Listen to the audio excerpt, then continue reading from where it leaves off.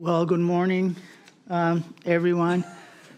Welcome to the County of Monterey Planning Commission meeting of February 11, 2026. And with that, we're going to go ahead with Pledge of Allegiance. And Commissioner Getzelman, would you please lead us in the Pledge of Allegiance?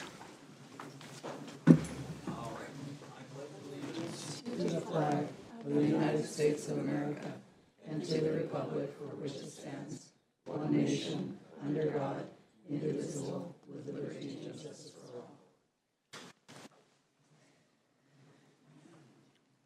all.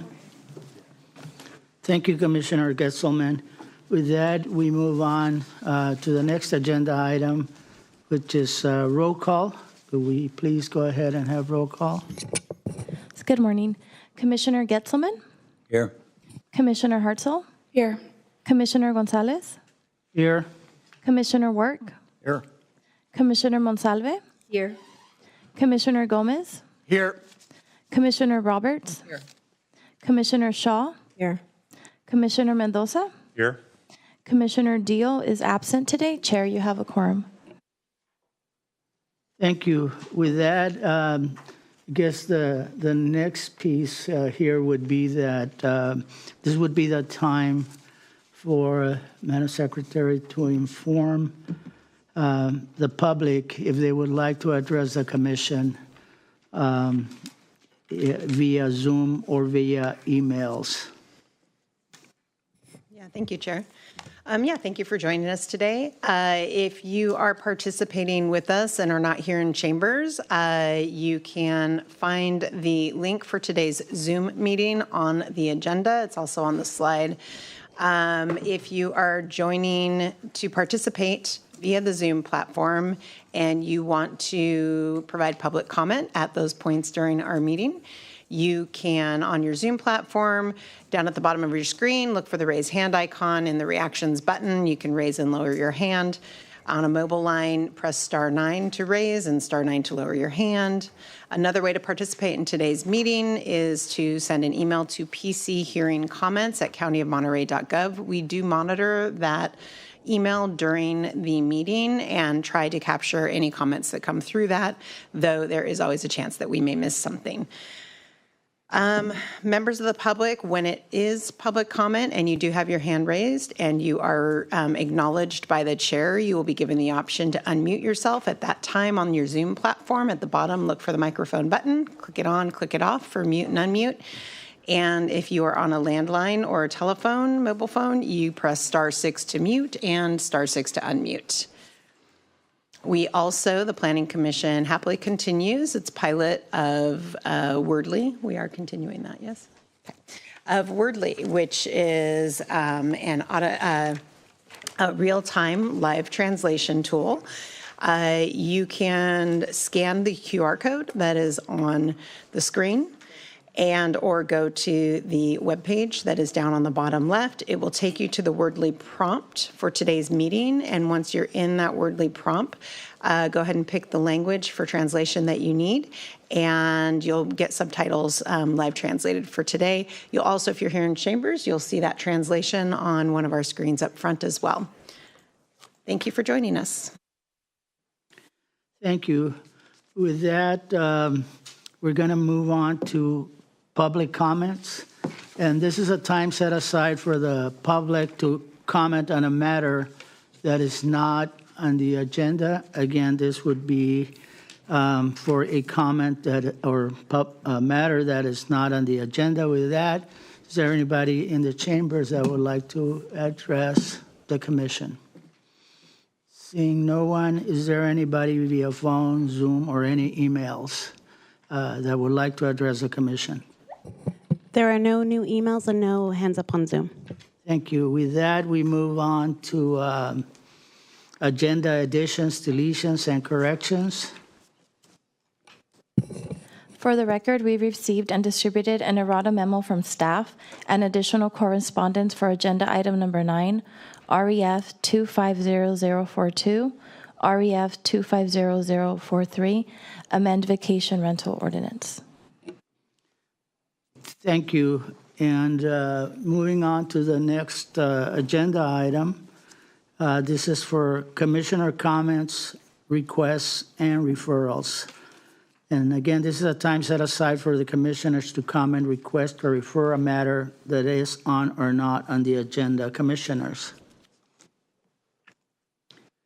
Seeing no one, then we move on to approval of consent calendar, and I believe that's items 1 to 6. And so, commissioners, is there anybody of the commissioners that would like to either pull or address or comment on any of the 6 items? Commissioner Roberts? I guess the only thing I'd like to ask, sorry, I was reading public comments. We're talking about the resignations, and Right. I would just like to ask that we send letters of appreciation to each of the members who have resigned. I know at least the ones in my areas are longstanding, and would like to recognize their contribution to the county. Okay, thank you. Any other commissioners? Seeing none, I'm going to go ahead and open for public comment. Is there anybody in the chambers that would like to either pull one of these items or address any of these items? Seeing no one in the chambers, is there anybody via phone, email, or Zoom that would like to address any of those 6? There are no hands up on Zoom and no additional emails. Thank you. With that, we would need a motion and a second to approve the consent calendar with modification. So moved. Commissioner Gomez made the motion. Commissioner Mendoza made the second. Any other comments? All those in favor of the motion so indicate by saying aye. Aye. Aye. Opposed? Abstention, motion carries unanimously. So thank you again for all those members, the LUIC members that have provided that service. Moving on to approval and acceptance of the minutes, and we have approval of the January 14, 2026 Planning Commission meeting minutes. So do any of the commissioners want to pull that item or make any corrections or any information on this particular item? Seeing nobody in the commission, is there anybody in the chambers that would like to address the approval acceptance of the minutes? Seeing no one in the chambers, is there anybody via phone, Zoom, or emails that would like to address this particular item as far as the minutes are related? There are no additional hands up on Zoom or no additional comments. Thank you. Thank you. We move on to scheduled matters, and that's item number 8, the County of Monterey Planning Commission. The Planning Commission will receive nominations from the Planning Commission Nomination Committee for a new commission's chair and vice chair, and the commission will elect a new chair and vice chair for 2026. Commissioner Gomez, would you like to give us your... Chair, my colleague advises me that there was no action taken on the minutes. Oh, We need to come back and vote on the minutes before we go on. the minutes. Oh, sorry. Yeah. Well, we can go back to that one. So we would need a motion and a second for approval and acceptance of the minutes. Okay, we have a motion by Commissioner Monsalve and a second by Commissioner Gomez. Any other comments on this particular item? All those in favor of the motion so indicate by saying aye. Aye. Opposed? Abstention, motion carries. Apologize for that. Seems like I was racing through this one. Anyways, we move on to the scheduled matters and the County of Monterey Planning Commission. And Commissioner Gomez, would you like to give us an update? Sure. The chair gave me the honor to chair the committee on nominations. That committee of nominations included myself, board member Deal, and the chair. Our committee is recommending that we appoint Commissioner Getzelman as the chair and Commissioner Roberts as the vice chair for this upcoming year. I'd like to turn that into a motion. Okay, thank you. We have a motion to accept Commissioner Getzelman as the chair and Commissioner Roberts as the vice chair. Okay, Commissioner Monsalve seconds the motion. All those in favor of the motion so indicate by saying aye. Aye. Opposed? Abstentions? Motion carries unanimously. And with that, thank you very much for a great year. I guess we'll have to exchange places now, right? Yep. Crazy. Briefly, Chair, I just wanted to thank you for serving as chair. You're very efficient. You did a great job, and we appreciate your service here. I know sometimes it's a thankless job, but I know we're making a big difference for our community here in Monterey County, so thank you. Thank you. It's all a team effort.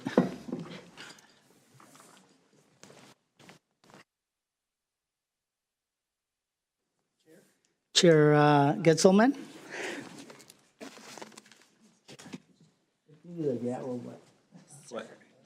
So I will be presenting the next item, so Okay. we need to have a transition moment and. Oh, we need a transition moment. Okay, very good. All right, thank you, Chair Gonzalez. That was very nicely put, and I appreciate your service, and I want to thank my fellow commissioners for having at least enough confidence in me to take on the chair for this next year. Thank you. So we will have a brief transition moment. Is there anyone going to? Oh. Okay.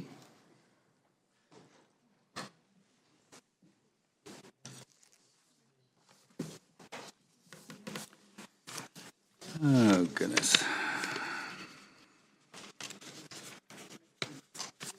Let me get settled in here.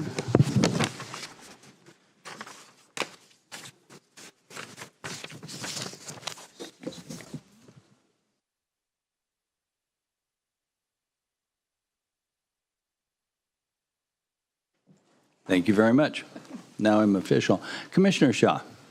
Thank you. I don't know if this is the right time to ask this, but I'm just curious if anyone else is interested in moving agenda item 10 before agenda item 9, because I think we're going to be like in the weeds on 9 for quite a while. Well, Maybe we can talk about that. fellow commissioners, do you have any thoughts on that? My thought is the people who were here probably showed up to do that. I mean, to do this item first. But fellow commissioners, any thoughts? Any other? Yes, Commissioner Monsalve. I would agree, and if we have everyone needed for item 10, I would like to hear that one first. Okay. Anyone else? Commissioner. I think staff's already ready to present on the following items. So. Yeah. Yes. If I may, through the chair, so I'm sorry, I hopped out of secretary role to present, which is fine. I will go back if you'd prefer to do that. I did just want to confer, happy to put that project first. I would like a little guidance then from the commission, because based on the prior discussions we'd have, the preference was to put the policy matters before project-specific matters on our agendas, so that you all could be fresh for those. We are happy to do it as you will, but just perhaps in however you want to do today is fine, and perhaps if then you all could think about just going forward direction as well for staff. We just want to make sure that the public and you all have the right agenda order that you're comfortable with. And I'm happy to step out and allow you guys to hear that next item. Yeah, thank you. I'd like to hear from a few more commissioners because my preference is also to do it first. Commissioner Work, what do you think? First? Okay. First. Commissioner Artzel, you have any feelings on this one? I defer. You defer. An abstention on that end. Commissioner Shaw, we know what your feelings are, and Commissioner Monsalve. Commissioner Roberts? I'd like to hear it first, I think. Yeah, okay. I think that's probably, we have a majority then that would probably have to go forward the way we are. So no more switching chairs. And Ms. Beretti, are you ready to present? Okay, then I'm all set. Then let's do this. Thank you, Chair and Commissioners, and thank you, Ms. Jensen, for being Secretary and stepping in there for this item. Melanie Beretti, Chief of Planning for County Monterey, here to present before you today the item amended vacation rental ordinances, which is an agenda item number 9 on your agenda. So we're here today so you can convene a public hearing to consider a recommendation to the Board of Supervisors considering an addendum together with the final impact report that was certified for the vacation rental ordinances, recommendation to the board to adopt an ordinance amending Title 7, sections related to regulations for vacation rentals, adopt a resolution of intent to adopt an ordinance amending Title 20, sections related to regulations for coastal zone, and to adopt an ordinance amending Title 21 for sections related to inland vacation rental regulations. I would like to just orient the commission and the public today. The addendum is Exhibit C to today's packet. The resolution, as well as the clean versions of the draft ordinances presented to you today, are all part of Exhibit A, and then the clean regulations are subattachments to Exhibit A. There are also, well, I'll mention the other ones subsequently when we move along. All right, so just to briefly recap, the county has adopted vacation rental regulations that became operative in both the inland and coastal areas countywide, unincorporated, and the phase-out period for unpermitted operations has passed both in the inland and the coastal zones. So those are in full effect, and anyone who was not previously permitted is now required to be in compliance with the new adopted regulations. I will refer to these adopted regulations as the adopted regulations today, or adopted ordinances to distinguish between the amended drafts that are before you. As a part of adopting those regulations, the county is subject to legal challenges, and as one portion of one of those legal challenges, effective December 12th of last year, the county did suspend from enforcement 2 provisions that are being challenged related to ownership provisions in the current adopted ordinances. On January 6th, the board held a workshop to consider the regulations as they are in effect and in context of some of the provisions in those regulations, and directed staff to bring back amended ordinances for consideration. So that is why we are here before you today. So staff understood the board's direction and overall intent of that direction on January 6th to be to strike a balance that allows continued opportunity for residents of unincorporated Monterey County and property owners to benefit from the tourism economy through vacation rentals, while ensuring that residential neighborhoods are protected from the loss of long-term housing and potential negative social and behavioral impacts of vacation rentals, which are also referred to as, in other arenas and elsewhere, short-term and or transient rentals that are 30 days or fewer.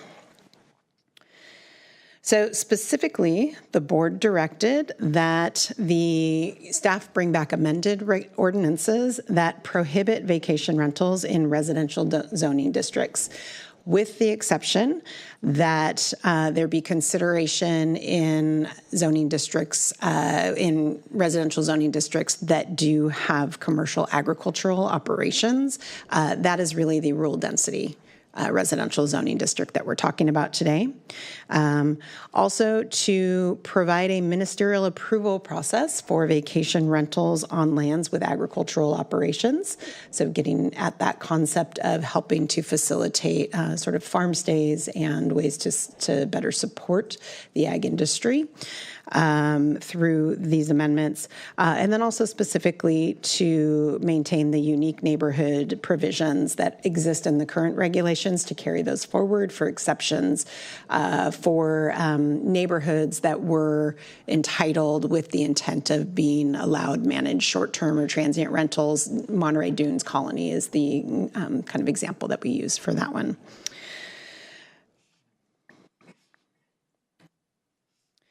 So my goal today is, if it's all right with the commission, is to walk through the entirety of what staff was trying to do, what staff is bringing forward in these amended ordinances, and then allow questions and for the commission to come back and spend time on any of the specific provisions or changes as they happen. We can certainly do it otherwise, but that would be staff's recommendation for the presentation today. Fine with me. Oh, Great. Commissioner Roberts? Can I just ask one question before you start? I'm curious to know, based on what you've told us the board directed us to do, or directed staff to do on the January 6th meeting, how much discretion do we have in what you're about to present us? I mean, you as the Planning Commission need to be able to make a recommendation to the Board of Supervisors. I think we as staff would hope that that recommendation maintains the integrity of the core recommendations that were provided by the board. I think, as you'll see in these amended regulations, there are many nuances that were not discussed at the board meeting, and there are nuances that I think there would be value in. So how the commission chooses to do that, I think we can maybe discuss once we go through the regulations. Yeah. Please. Oh, I didn't think Ms. Beretti was finished. Commissioner Gomez? Yeah, I think it'd be helpful to really go over what the nuances are and be clear about those so that we can understand if there's any difference. Again, that doesn't necessarily mean either that we have to agree with it, right? Well, and the nuances will be, you will explain those as you go through this. Okay, very good. Yes. Well, let's get started then. Yeah, and I really want to emphasize the approach that staff took is we heard the direction, the kind of high level, very clear intent, prohibit these in our residential zones and focus them in areas that are not core residential areas, and also make it easier in some circumstances because we think that's appropriate, and such as agricultural, sort of that vacation rental on ag lands. So that was really the core that we heard. Staff's approach was knowing that there would be many nuances when you're changing regulations that had been developed over time. We took the most direct path, working from the existing regulations to make as few but necessary amendments to put into effect that direction for the board in the simplest way possible, that kind of allows for then relatively seamless tinkering to refine it from there. So that was staff's attempt. We felt it was more important we get in front of policymakers with this and have the discussion with the public and policymakers than spend too much time with a few of the nuances. But we think we did actually an okay job. So that was the approach that we took today. And I will definitely flag key for what's changed and different fundamentally in what's before you today, as well as a couple of things that will maybe pop out as you see how these look potentially on the ground.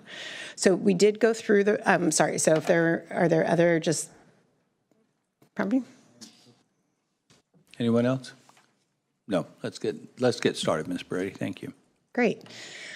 So one thing we did do is we really went through and did a number of just clarifying edits and amplifications, clarifications and definitions, as well as just some of the terms throughout, things that were either missed or with a different lens could be clearer. So there are, throughout, you'll see some clarifying edits and definitions, as well as clarifying edits in some of the terms that remain.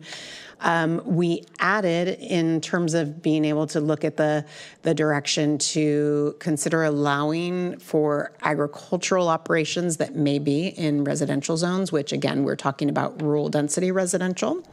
We needed to add some agricultural definitions and some regulations around how that would go into effect. Also, because we would now be looking at needing to carry forward the provisions for prior entitled, prior permitted and unpermitted vacation rentals that are now coming into compliance under the current regulations. We carry those phase out and terms forward, as well as establish new terms for if and when these new amended regulations were to go into effect that take into account everything that has been permitted or in motion with the current adopted regulations. We made, again, largely because we are now proposing to prohibit in low density, medium density, and high density residential, so those core residential zones, to simplify, switched the occupancy limits from being a numeric count based on bedrooms with caps to really just being consistent with building health and safety laws. Felt that was, it is simpler, more consistent to enforce, and as well as the occupancy limits had more to do with some of those residential neighborhood impacts. So we also explicitly prohibit events and make it clear that should you wish to do an event, that would require approval through separate entitlement. And also we modify the regulations and add enforcement provisions for hosting platforms. So those are some of the details that we went through and did. I will also at this time note that we did include red line versions of the ordinances. There was a lot of markup in there, so we understand it's a little hard to follow. But Title 7 in its red line form is Exhibit D, Title 20 is Exhibit E, and Title 21 is Exhibit F. So just refreshing everyone what we are talking about for vacation rentals. So it is essentially the same definition with just minor clarification. So it's the use by any person of residential property for transient lodging for remuneration. So that actually was inadvertently left out with the prior definition. We've added that clarification in this one, where the term of occupancy, possession, and tenancy of the property by the person entitled to such occupancy for a period of 30 consecutive calendar days or fewer, counting portions of those calendar days. Vacation rental does not include these various things that already exist in our code. So that is what we're talking about. Rentals of residential property for 30 consecutive days or fewer are vacation rentals. So very specifically, the draft ordinances before you prohibit in low, medium, and high density residential zones. So there are no vacation rentals of any sort allowed in those zones in the amended draft ordinances. To put into effect the consideration of potential ag properties that are not in farm or in other agricultural zones. The amended draft proposed to allow vacation rentals in rural density residential as an accessory use to an agricultural use, as well as needing to be a vetted commercial agricultural operation. What this change in all areas is a reduction. In all of the planning areas, this is a reduction of what was allowed, with the exception of Carmel Valley. And Carmel Valley vacation rentals were already prohibited in rural density residential. So in Carmel Valley, it's adding this back in with this limited use for agricultural lands in rural density residentials. And then, of course, focusing and continuing to allow vacation rentals in commercial zone districts, visitor serving zoning districts, as well as those agricultural zones. I will just show you what that means for the regulations. So these are all of the zones that are allowed in the current adopted regulations. So we simply strike out those low, medium, high density residentials. We add the provision for residential, rural density residential accessory to ag use. And then all of the other zones, we made no changes. Those zones continue to allow vacation rentals as they did previously. So again, in an attempt to simplify and recognize that Since we are no longer talking about core residential neighborhoods having vacation rentals, it really naturally flowed that we would kind of simplify the approach to what currently we have as 3 types: the homestays, which is where the owner and or the owner's designated representative, as we've amended per our memo, can reside in that home while it's being rented. Limited vacation rentals, which are 3 times or fewer a year without anyone residing. Both of those currently are unlimited and they're ministerial only approvals.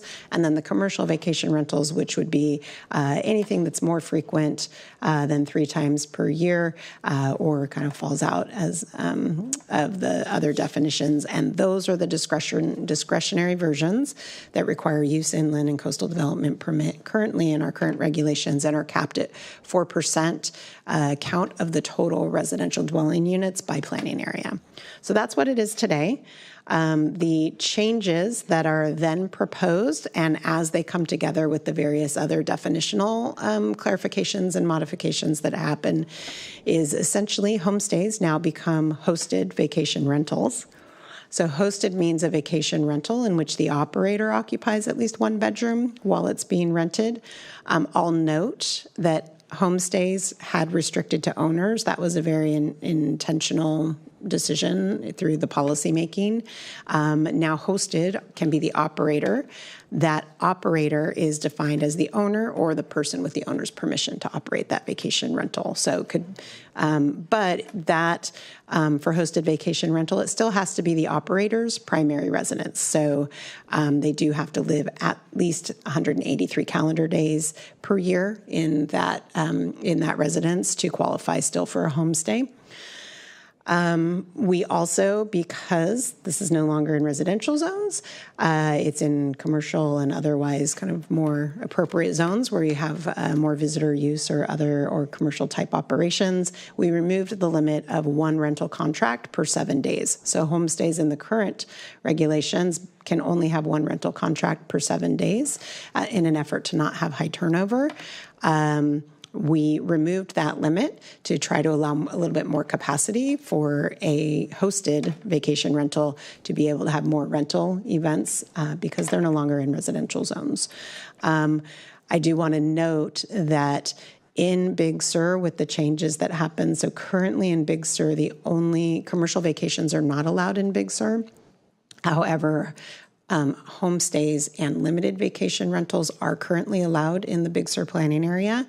With these changes, Big Sur now only allows hosted vacation rentals and continues to not allow the more commercial version of whole house rentals. So we also, the limited vacation rental and the commercial vacation rental, we simply merged into one single non-hosted category of vacation rental. So if this isn't a home in which somebody lives and it's just being rented as whole house rentals, it's a non-hosted vacation rental. And we have applied to those non-hosted vacation rentals that same 4% cap. So again, the cap is calculated based on all of the single family dwelling units in that planning area. Those numeric counts, we're not proposing to change. We're just saying that cap can only be allowed in a more limited number of zoning districts. And then those now, again, because these are not in core residential areas, we made those non-hosted vacation rentals ministerial approvals because they're already in commercial visitor serving zones where that is a more appropriate, more typical, consistent use. And please do interject if you do want to ask questions as I'm going through. So in summary, what that looks like is for the inland areas, hosted vacation rentals, again, everything's prohibited in those residential zones. Yes, allowed everywhere with the exception at the bottom in the coastal zone for Big Sur, in rural density, accessory to ag, and they are allowed in commercial and visitor serving as well as agricultural zones or those other zones such as watershed conservation and that allow agriculture as a principally allowed use. Again, no change. We didn't add any districts. Those were just already the districts that were in there. So staff did provide a memo, an errata memo for today. What is a little challenging is it's very clear we had the counts for how many single-family dwelling or eligible dwellings that are within the non-residential zones. So those numbers were easy to come by. We already had those counts.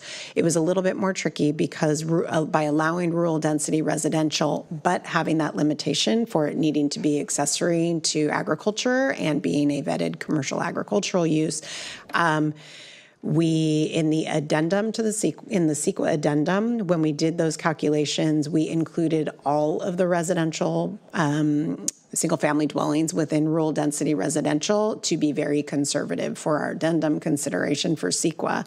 However, from a policy perspective, we know all of those are not. In fact, very few are actually active commercial agricultural operations in that rural density zone. So the errata memo is what I did is I presented kind of a more nuanced policy clarification of what would be the allowable non-hosted vacation rentals in the proposed regulations. So this is in those limited zones, only including rural density in kind of a proxy estimate of how many single family, basically how many properties we can say today are commercial agriculture in those zones, compared to what would be allowed compared to the approved regulations. So the left column is, again, the total number of single-family dwellings by area. That has remained unchanged throughout the process.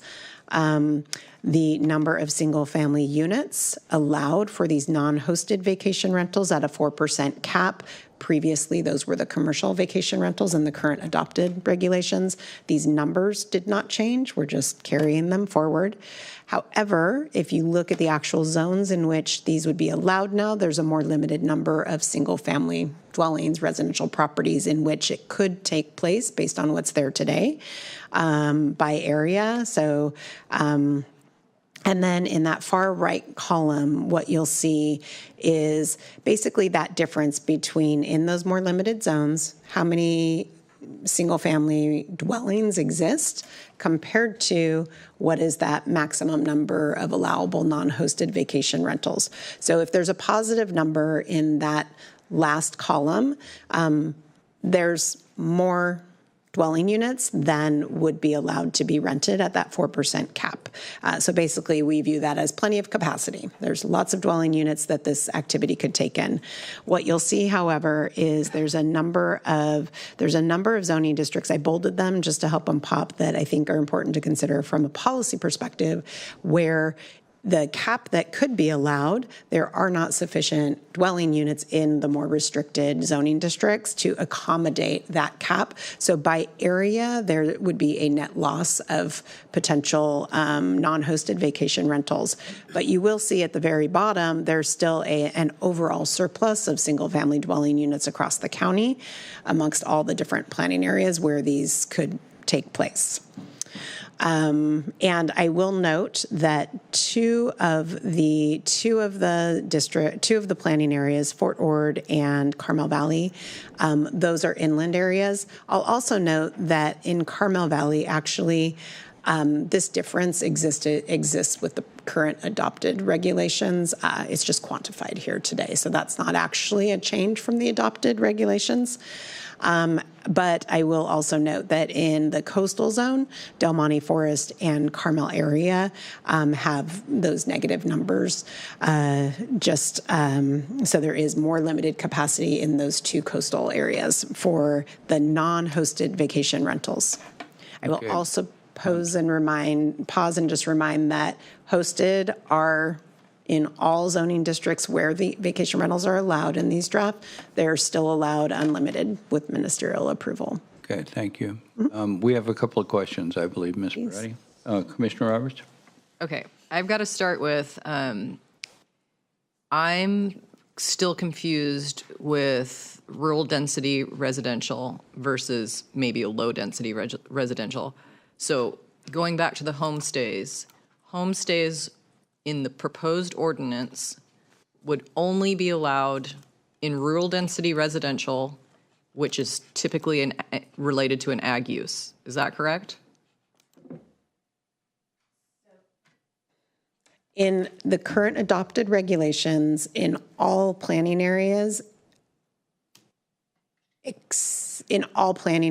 rural density residential zoning districts currently allow homestays and currently allow limited vacation rentals. Okay, but in the proposed, Yes. I guess I'm wondering, are we losing the ability to have a homestay in San Venancio?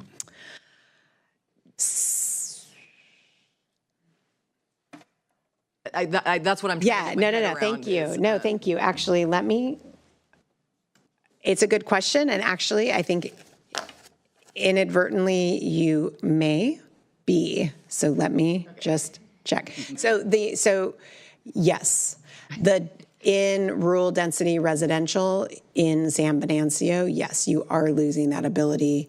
So the overall board direction was in all residential zones, which are high density, medium density, low density, and rural density residential. Those are principally intended for residential uses. In all residential zones, no vacation rentals. Okay, and then that was my next question and that was the board's direction to remove them from. The direction was all residential zones not allowed. Even the homestays. They said all vacation rentals, yes. And then going back to that, what you've just showed us in the errata memo, I guess now I'm confused as to, like, are you showing, let me see if, say for Carmel Valley. This is, I'm confused in what's proposed and what was, I guess, where the numbers, Yeah. I'm not getting my head around these numbers. Yeah, so it's probably a little misleading. If you look at the third column, where the total is 4,779 residential properties, single-family units, that column is the total number dwelling units in the remaining zones, in those zones that are allowed in this current draft, including rural density. However, in rural density, we only included one count for each property that, based on Ag Commissioner's data, we could say there's definitely a pesticide use application permit issued here, and therefore, for sure, there's commercial agriculture on those. So this count is a rough estimate, is good estimate for all the zones, a rough estimate for rural density as to how many properties with single-family dwellings could have vacation rentals, period, hosted and or non-hosted. That is what this is showing. One more question. Yes. Mr. Spencer getting up. So that 4,779, that isn't, these are ag-specific properties? No. Sorry. No, it's okay. No, it's okay. It's very, yeah. So come back to what's allowed. Let me just take a step back. What's allowed today in all residential zones, which are high, medium, low, and rural density. In all areas, I will say with the exception, and there are exceptions in Big Sur, in Carmel Highlands, and in Carmel Valley. So I'm not talking about the exceptions. In all other areas, in those zones, what is allowed today are homestays, unlimited, are limited vacation rentals without a cap, and then commercial vacation rentals with a discretionary approval and 4% cap. What you're losing, nothing's allowed in low, medium, high density in any of those. In rural density, what had been allowed is now only allowed on agricultural that can be commercially vetted agricultural properties. So you are losing a lot of capacity in that rural density residential that was available for non-hosted or for commercial, limited, and homestays. Yes. And I will just emphasize that that was the intent with the direction that that the board did approve.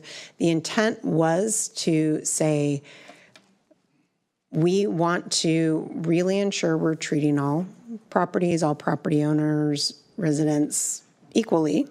However, in doing that, we don't want to change the intended outcome of the regulations of really protecting our long-term housing and kind of the intact neighborhoods in our residential districts. So that was the intent. And yes, that rural density residential, there's a little bit allowed that otherwise would have been prohibited with that intent. Right, I think I'm. Okay, you think you're good? All right. Let's move on to Commissioner Gomez. You know, at the last meeting, I asked about the implications for existing policy in terms of the actual houses that would, in the unincorporated area that are currently in residential zones that would be affected. I'm assuming that about 2/3 of the houses or more currently are in residential areas that are being used as short-term rentals. Do you have that information? I would actually say that the vast majority of all of the vacation rentals that are operating are in residential zones. And I don't have that precise number of how many actually are either unpermitted and coming into compliance or are approved in other zones. But by far, I would not say 2/3. I would say the vast majority are in residential zones. So this really fundamentally shifts the nature of how vacation rentals are currently operating while still allowing capacity for kind of new operations to take place. My follow-up question relates to these changes, as I've read through the notes, as a result of litigation. Were there any other options that are considered as opposed to outright ban in terms of caps across the board in the unincorporated area? So I will say that the board was 3-2 for the direction.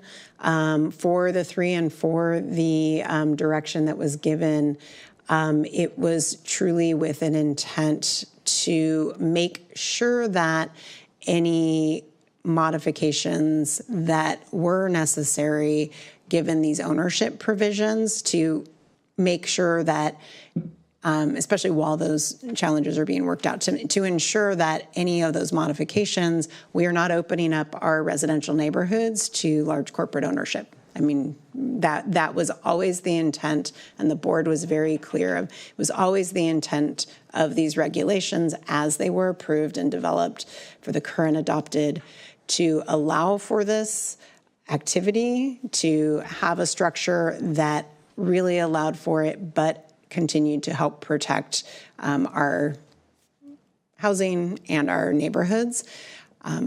So that was very much the intent, and there was no discussion of any middle ground. The direction was no vacation rentals in residential zones. Okay. It's kind of related. There's an assumption made, right? I think there's an assumption made. I don't know if you have the data that the majority of the short-term rentals, and maybe that's like a correct assumption, are owned by corporations.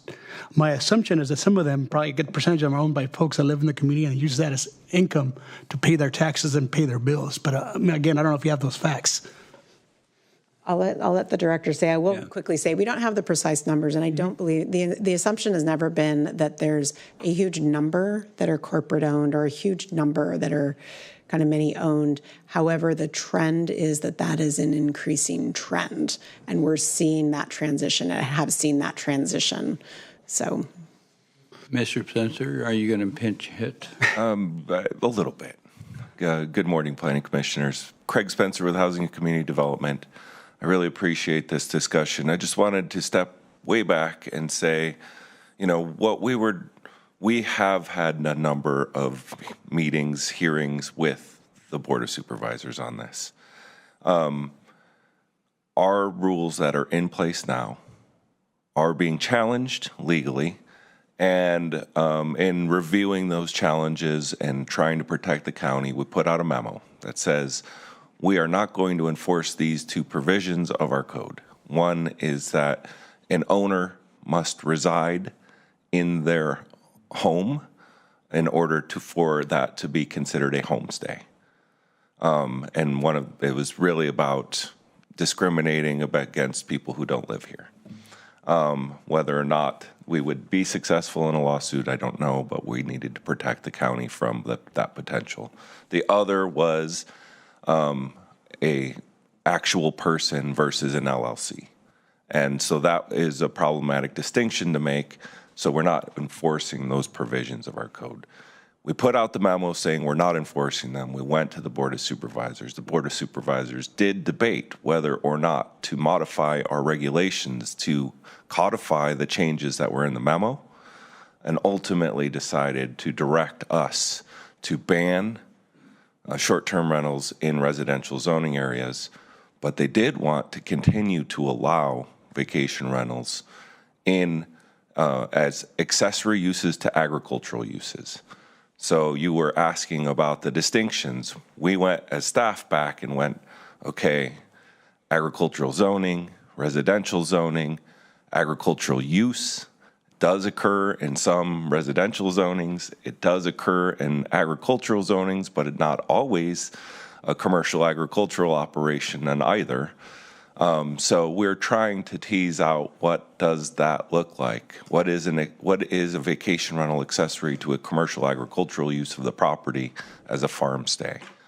And then we have other kind of technical considerations too that we're trying to figure out. Are we going to continue to allow hosted vacation rentals? Where, how, and why? We're saying no, not in residential zones, but I appreciate the discussion. Melly is trying very hard in the weeds, so I thought that zooming out, giving that perspective might help with the discussion. Thank you. Thank you, Mr. Spencer. We have Commissioner Montalve. Thank you, Mr. Chair. I was actually going to ask specifically about that language because as it's written, and I think that was the amendment, accessory to the agricultural use of the property. So what we're reading here is, yes, the new direction is prohibiting vacation rentals in all residential zoning districts. But that's not period. And it's not even except for ag use. It's this complicated language of except as may be accessory to an agricultural use. That's not ag zone, that's not ag use, that's a whole lot of other little details to allow for the use of that residential property as a vacation rental. And I'm curious, what do these exceptions look like, except as may be accessory to an ag use? What could constitute such an exception? And then also, a vetted commercial agricultural operation in a residential zone, what does that look like? Because if we're talking about residential zones, what's a vetted commercial agricultural operation? Thank you. Yeah, if I may, through the chair. So I do want to, I just want to ground in some of that language is our effort to encapsulate generally what's happening and not the exact detail language in the regulations. So I do want to first say anything where we say except as may be accessory to agriculture in a residential zone, what that means in the actual proposed amended regulations is it only affects rural density residential zones. And we very specifically say, we have our list of where vacation rentals would be allowed in zoning districts, what are applicable. It's applicable to rural density residential, accessory to agricultural use of the property. So you lead with, if you don't have an agricultural use of your property in rural density residential, this doesn't apply to you. It's just not, none of these are allowed. We then also, and we did work with specifically for rural density residential only. We did work with the Agricultural Commissioner's Office to say, how do we allow what we believe the intent of the board direction was to allow these things, but really only if you've got a true commercial ag operation, not for a bunch of workarounds, like I bought 5 goats and now I want to have vacation rental. So we then added, you must also be a vetted commercial vacation rental, or excuse me, a vetted commercial agricultural operation. So we added some definitions and we added a list of what that looks like. What that actually means, I actually would love to defer to the Agricultural Commissioner's Office, because they ultimately are the ones that work in this space of how do you define a commercial agricultural operation. And that's the only, we're not looking, if you're in permanent grazing, we don't look at whether or not you're accessory to ag or no. You're in permanent grazing. This is a use. It was allowed before. It's a use that's allowed now. The accessory to ag use is specific to the rural density residential zone only. And you have to have that ag use, and you have to be a vetted commercial ag operation. Based on the criteria, we're not saying it's perfect. But this was what's before you, that draft, the best effort that we could, having those 2 provisions to try to keep it very limited, where you could do this vacation rental use in rural density residentials. All righty. Does that answer your question? Okay. One moment, Commissioner Shaw. Commissioner Hartzell. One small nitpick. In the draft board resolution number 11, there's a verb agreement typo that I would love to see fixed. Number 2, could you talk me through how someone would go about proving an agricultural operation? I read the regulations, I see the list, I see the pesticide permit. I'm having trouble imagining that as being a true limitation if someone really wanted to get around it. And so I'm just looking for a little more detail to flesh that out. Yeah, I am for this, because I think staff alike has that concern. As I said, this was kind of the best path that we could find. And what I would like to do is, I do believe we're joined by staff from the Agricultural Commissioner's Office. I know Nadia Ochoa is on, and I wasn't quite, I'm not sure if also the Ag Commissioner is on, but I would like to defer if they could speak to what this looks like, what it means, and what could be some potential workaround scenarios, because that is an important piece. That would be great. Are they available? Do you know? I did request. Yes, through the chair. My name is Nadia Ochoa. I work with the Agricultural Commissioner's Office. Our commissioner is not in today. He's attending a conference, but Melanie did meet with us recently and previously throughout this process. So what we have is we have a program that we use right now in our office called the Ag Pass program. And the program basically, our office vets commercial agricultural operators in order for them to receive what we call an agricultural Ag Pass. It's basically a badge with a picture ID that if an agriculturalist goes through a process of fire behavior classes, they get this badge and they could potentially use it for entering into an emergency evacuation area to tend to their agricultural assets. So this was a program that was voluntary. And one of the things that we have to do as ag commissioners is vet whether the operators are actually doing a commercial ag operation. And really what commercial ag means is that you're farming for profit. So there's a lot of ways to determine whether you're a commercial ag. It's just not, do you have a pesticide use permit with our office? There's actually a whole list of eligibility. So it goes from, do you have a restricted materials pesticide permit? Are you an organic certified producer? Are you in Williamsonette? That's another thing that we can check. So we actually have a variety of ways to prove that they are commercial operations. Through the chair. Go, yeah, please. Following up on that, in the draft ordinance Title 7, C, where there's the list of evidence that can be used to prove agricultural operations, I see that the evidence can include one or more of the following, including a pesticide permit. I really appreciate the Ag Commissioner's Office's explanation. That feels like a good and focused way of considering it. But if I was applying for a permit, I would look at this list of evidence and be like, I have one of these. I get it. And so I would ask staff to just look at what that process might look like and how it would be explained to the public so that it's clear. And so we don't find ourselves in some kind of gray area. So that's my feedback. Thank you, Commissioner. Commissioner Shaw?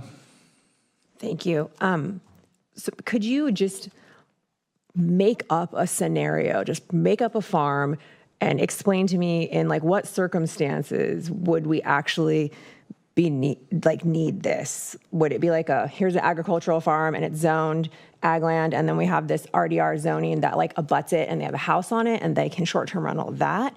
Like, is this really such a widespread thing that we need to address it at this level? So I think, the policy concern is with the intention of not allowing vacation rentals in our residential zones.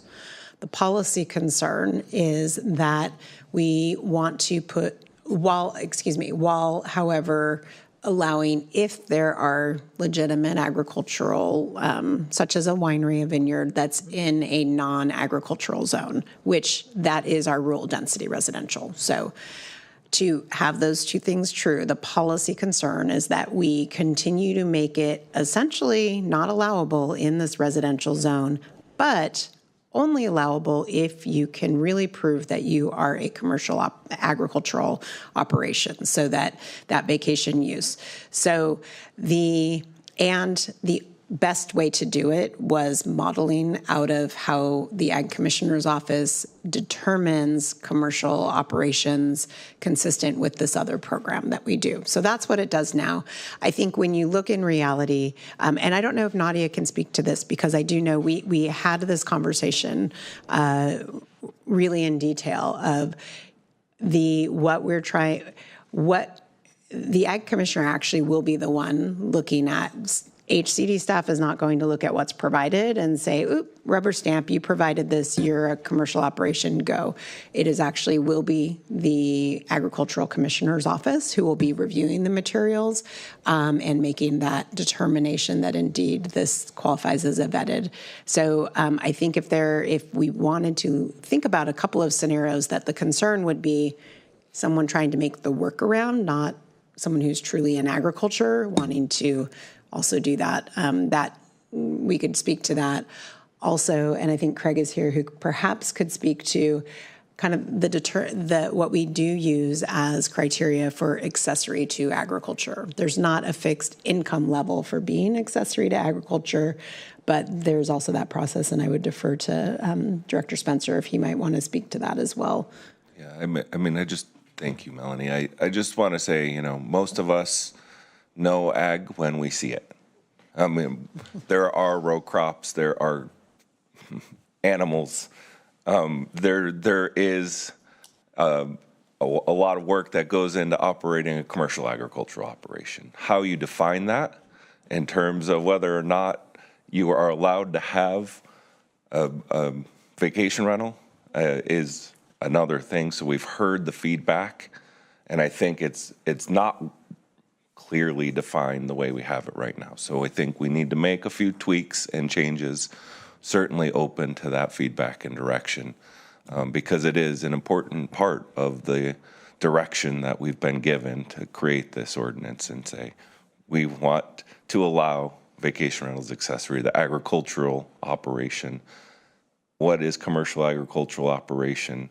Can you buy a few chickens and sell some eggs and become a commercial agricultural operation? Is that what we want? Or do we want truly like row crops, cattle grazing, vineyards? It is not an easy thing to define, but you know it when you see it. Thank you, Mr. Spencer. Mr. Spencer, I think there's a question for you, perhaps. Commissioner Hartzell? Just a response. We know it when we see it standard, when it was introduced to the Supreme Court many years ago, has since been eroded. And I think one of the things that would make that better is who knows it when they see it.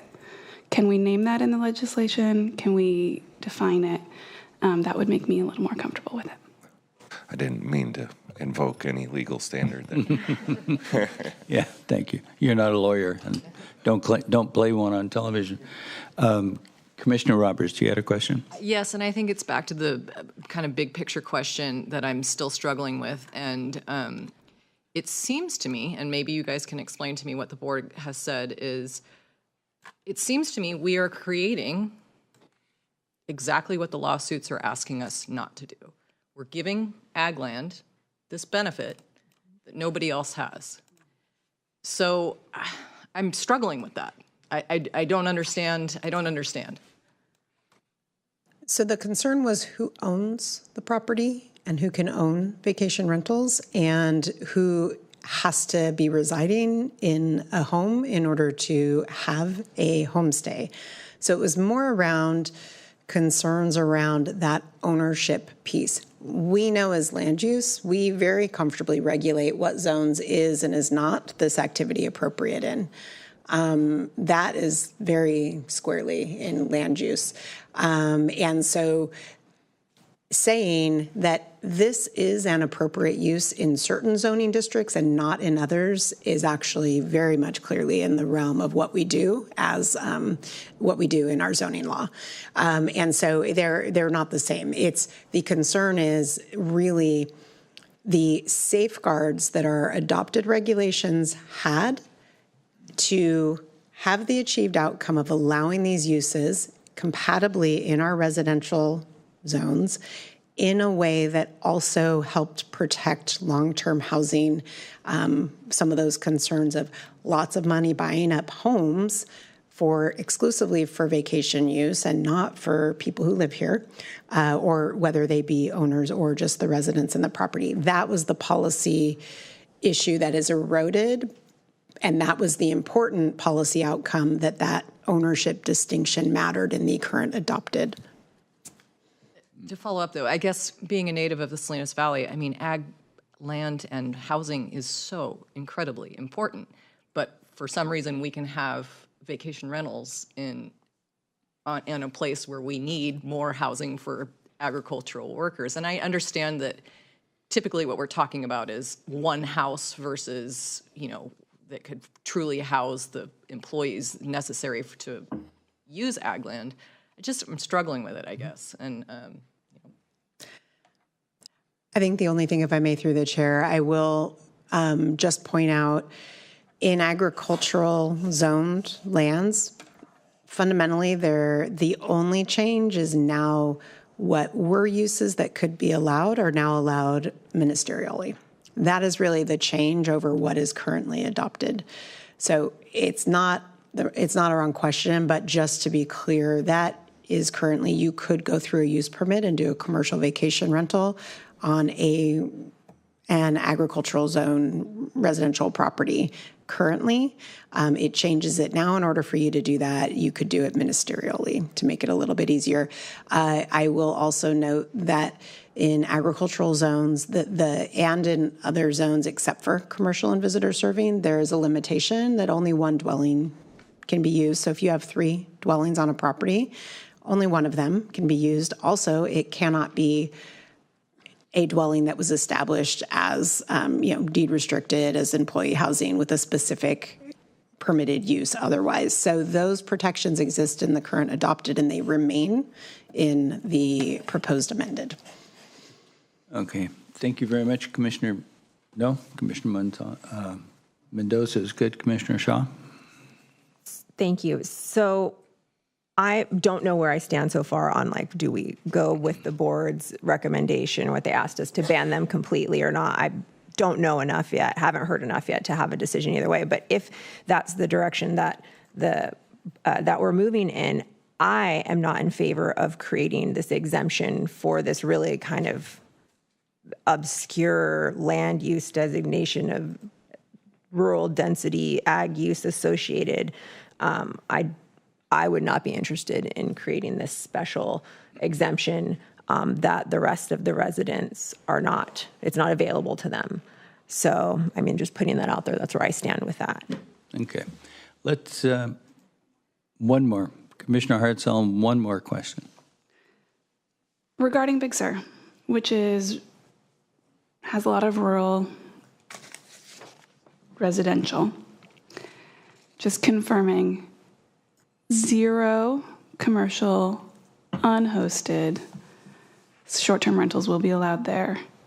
And if you want to host a hosted short-term rental in a rural residential, you have to have an accessory agricultural use.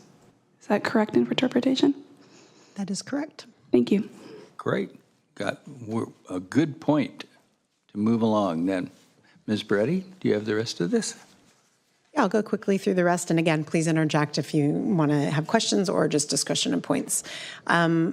So one of the pieces I did mention, right, this does create an important need to think about all of the operations that are in process now, coming in for permits, maybe permitted under the current adopted regulations.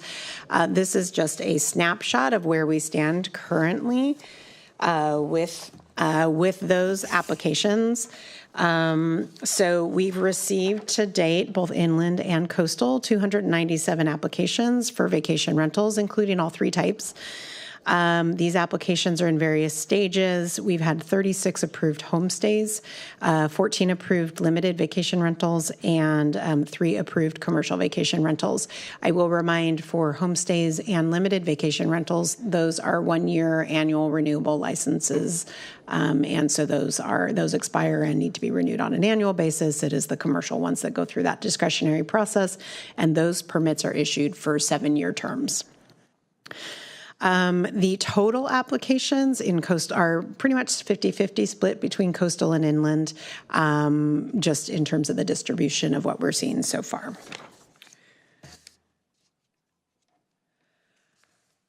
So there continue to be phase-out provisions, but we did modify them. We do bring forward the phase-out provisions. So essentially, anyone who is unpermitted, as of when our current regulations were adopted, those unpermitted grace periods have passed. So as of December 24th of this last year, in the coastal zone, and then as of April of last year in the inland area, anyone who is not permitted needed to come into compliance with our regulations. So either needed to cease the operation and or come in and seek proper permits and then remain in good faith, able to continue operating as long as they were in good faith continuing to pursue those permits until such time as a decision is made.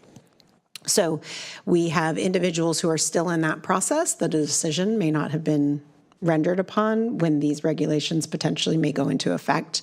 And then we also added provisions for any of those who have been permitted or are in process anew with the current adopted regulations.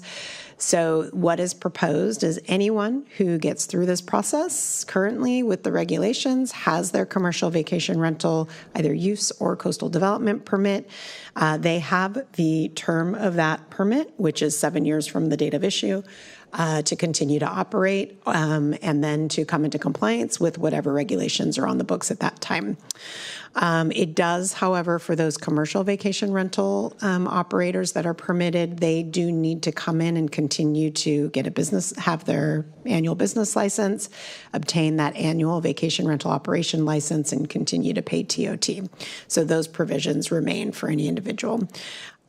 For any of the licensed limited and homestays, again, those expire upon expiration of 1 year from that date the license. If they're in a zone in an area where it continues to be allowed, they may come in and then at that point apply for the new version of what they're doing. If it's no longer allowed, then they would need to cease that operation. For any applications that are pending in that process upon the time in which regulations would go into effect, whether it be commercial, limited, or homestays, if those still pending, not yet a decision rendered, are still in process and they do not qualify under the new regulations, those may be voided. And then in the regulations, we propose that those individuals would be refunded their permit fees. Another provision that we added was the ability for an individual to request to extend the phase-out period given a claim of unique circumstances. This provision would require the written request be submitted within 30 days of the effective date of ordinances, should they be adopted and become effective. And they need to include a very clear description of what are the unique circumstances with evidence that demonstrates that investments were made to prepare the property to operate, that the phase-out period is insufficient to recover reasonable investment. So that includes what's the rental rate, what's the typical kind of rental frequency, really evidence for what that an amended term phase-out period might be needed to reasonably recuperate investments made, and then really having definitive documentation evidence to substantiate the claim. This provision would have the Director of Housing and Community Development as the appropriate authority to make a decision on that, and those decisions would be appealable pursuant to our existing appeals process per county code, both inland and coastal. Chair, could I ask a question related to this? Sure. So we would anticipate that about, say, probably 90% of these,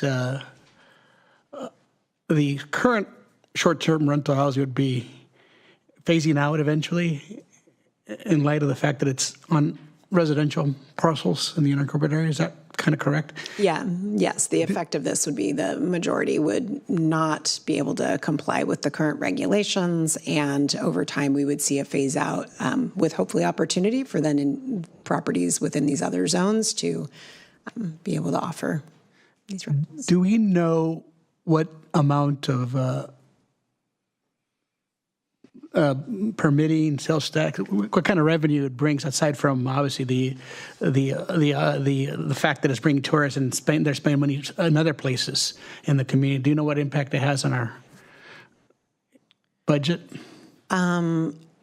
I apologize. I actually removed those slides. I meant to keep them in. I removed them. But what I can say is, if you give me 1 second, I can actually just pull that data up. I'd rather do that.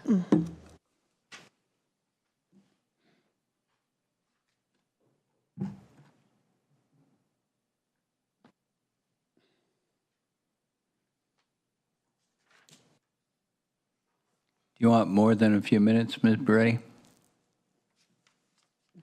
No, but if you would, you're welcome to take. Yes, I think that would be a good idea for us old folk.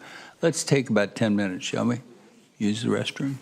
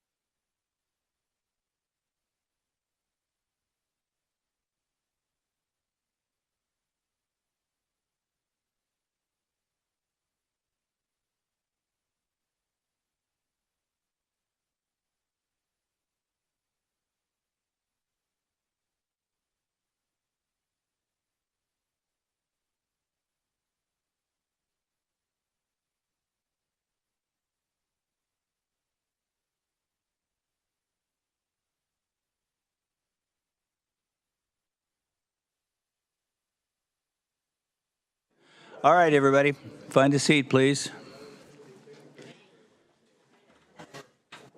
We're starting. Well, we're going to start. And we have a quorum, and we will begin with Ms. Beretti. Thank you, Chair. I just have a couple more slides. I will pop quickly through them. So we discussed the phase-out provisions. Just very briefly, I won't go into details. We did amend the regulations for hosting platforms with a few points of clarity that I won't go into, but they are on the slide. And then also added an enforcement provisions for hosting platforms. It's essentially an amendment. We had some enforcement provisions. We essentially created a separate section for enforcement, added some additional clarity on procedures and remedies, as well as adding the ability for the county to issue administrative subpoenas to obtain information on listings. So essentially just strengthening a little bit and as consistent with other state federal laws, regulation of hosting platforms that are including listings for vacation rentals. So next steps. First of all, it's clearly within the Commission's purview to determine how you wish to direct staff and or make recommendation or otherwise. Once the Commission has a recommendation to the Board of Supervisors, we would then go to the Board of Supervisors for a hearing to consider and adopt the regulations. In the inland area, from the point in time when the Board of Supervisors were to adopt, those regulations in the inland area would become effective 30 days following approval. In the coastal zone, Title 20, those regulations would need to be submitted to the California Coastal Commission, and then upon certification by the Coastal Commission, would return to the board for final adoption to then become effective. So with that, staff is recommending that the Commission adopt a resolution recommending the Board of Supervisors consider the addendum, adopt ordinances amending Title 7, Title 20, and Title 21 for regulations for vacation rentals. Staff is available for questions, feedback, input as the Commission desires. Thank you. Thank you, Ms. Beretti. That's very helpful. Now, I do have one quick question. You brought up the Coastal Commission. In your opinion, what do you think the odds are the Coastal Commission will smile on these changes? I know you can't speak for the Coastal Commission. I understand that. Yep. But do you think these meet most of their requirements for what they would like to see in the coastal areas? Sure. I won't opine. I will just share what we have had preliminary discussions with coastal staff. Very good. We have let them know what's in the regulations, what the intent of the changes are, and where that lands. Coastal Commission staff was hoping to prepare written comments. I did not see any come in, so I think they didn't have time to prepare written comments. Definitely Coastal Commission staff expressed strong concerns with what was proposed, feeling that the adopted ordinances were good, were quality, but were just at that edge. What that means specifically and whether or not they could get there for support, I do not know. Okay, thank you. That's all I can hope for. Thank you very much. So, commissioners, do you have any follow-up questions that weren't addressed first time around? Commissioner Hartzell, did you have one that we didn't get to? Oh, wow. Okay, cool. Commissioner Gomez. You're going to bring out some slides that I requested earlier? Yes, I popped right over that. Thank you. Oh, yeah. I'll go ahead and share via the Zoom platform. That's easiest for me.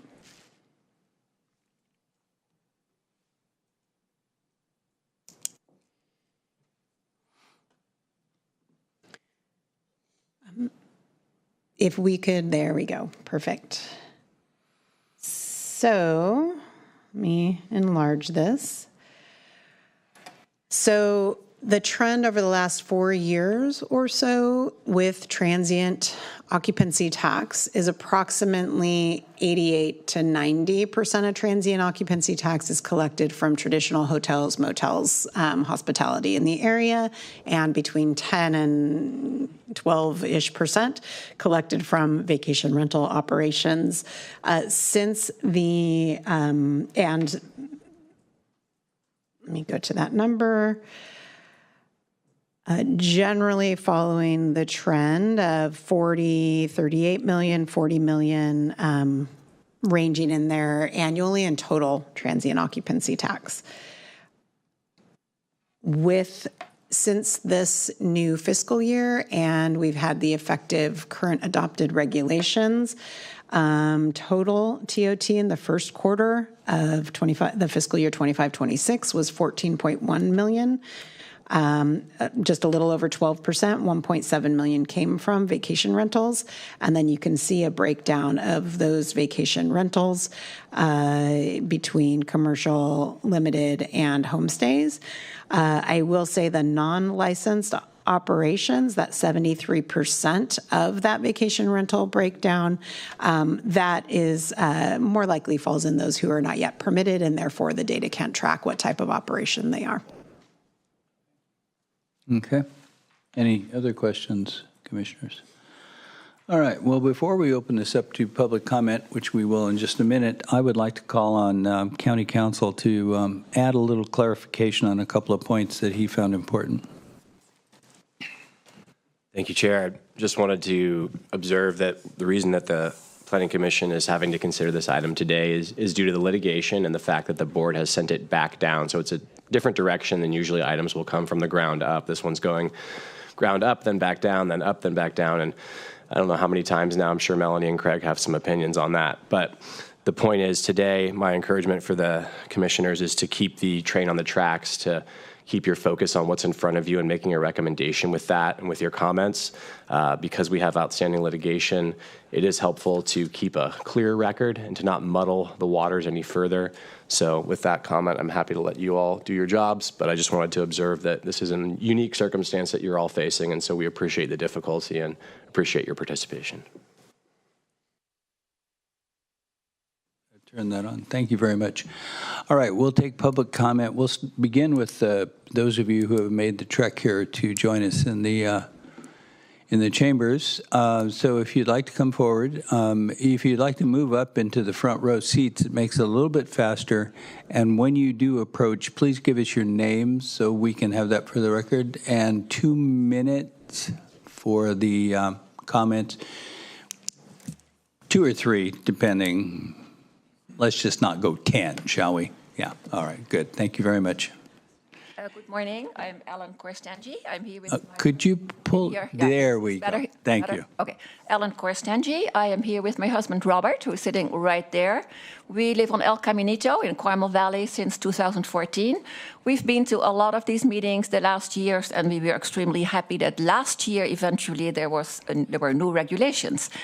So let me share with you not just ourselves, but a lot of our neighbors have written letters. We said we will go to the meeting and actually be here and present our concerns. So I'm just going to read some of these concerns to you. It shouldn't take longer than 1 minute. Dear Planning Commissioner, thank you so much for the opportunity.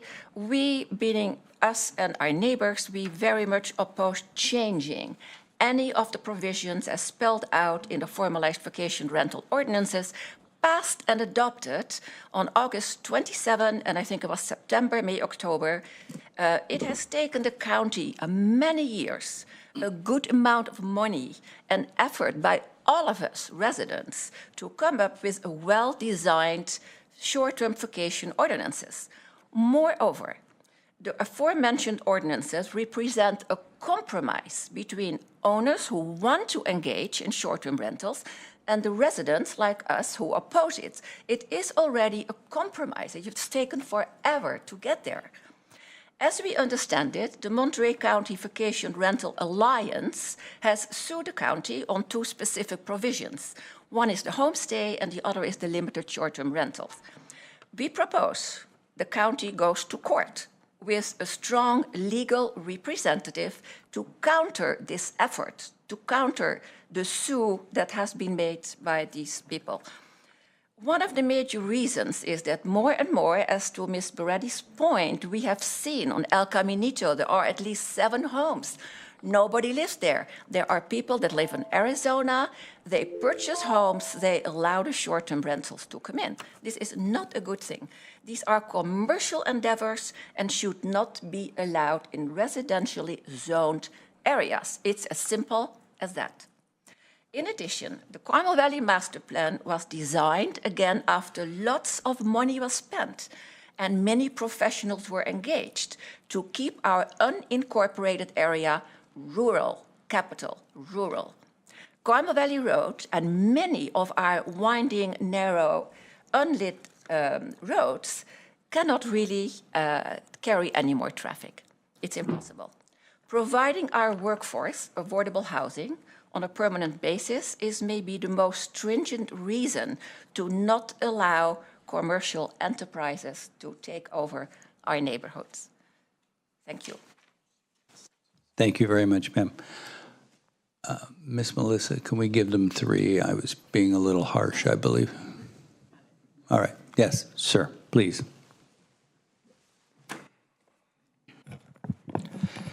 Good morning. My name is Fred Faltersack, and I've got to say that you have a tough job before you, and based on the questions I'm hearing today, some of you really get what's going on here.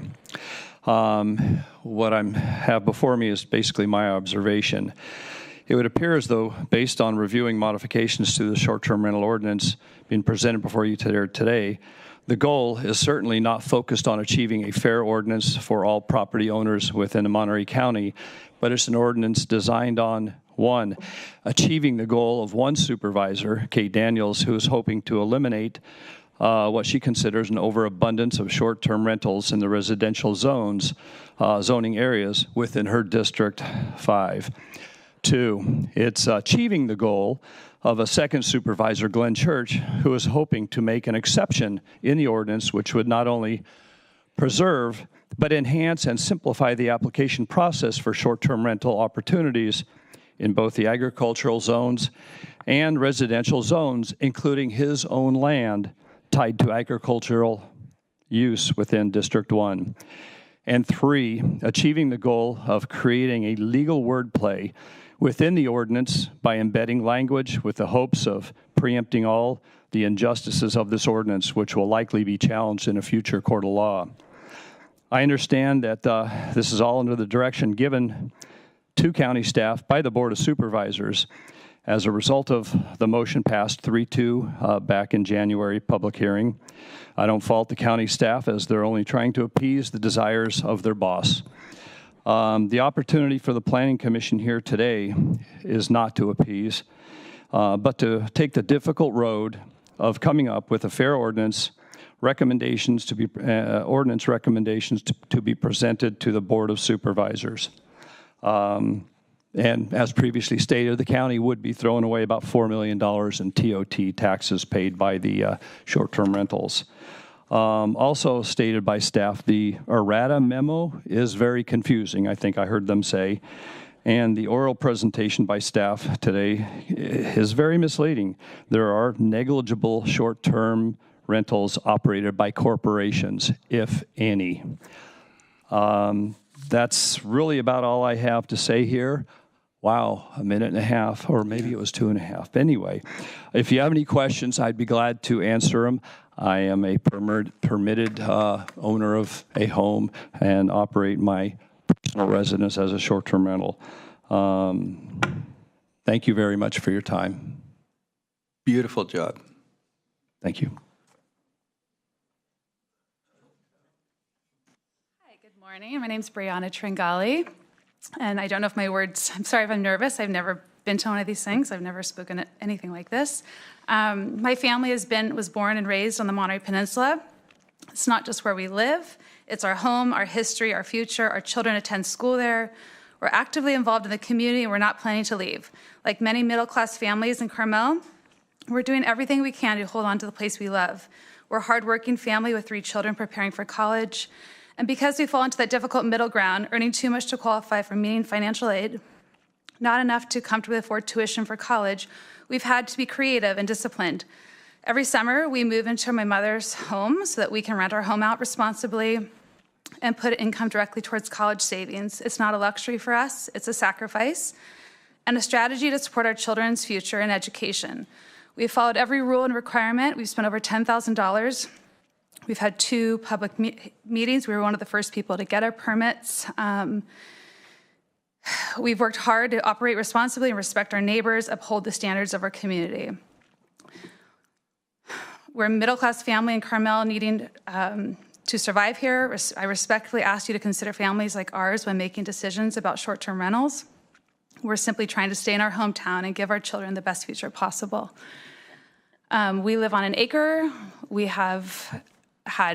just rented out a few times a year. And yeah, we follow all your rules. We just ask you to think about people like us who are not commercial people. We're just trying to make it. Thank you. Thank you for your time. Thank you very much.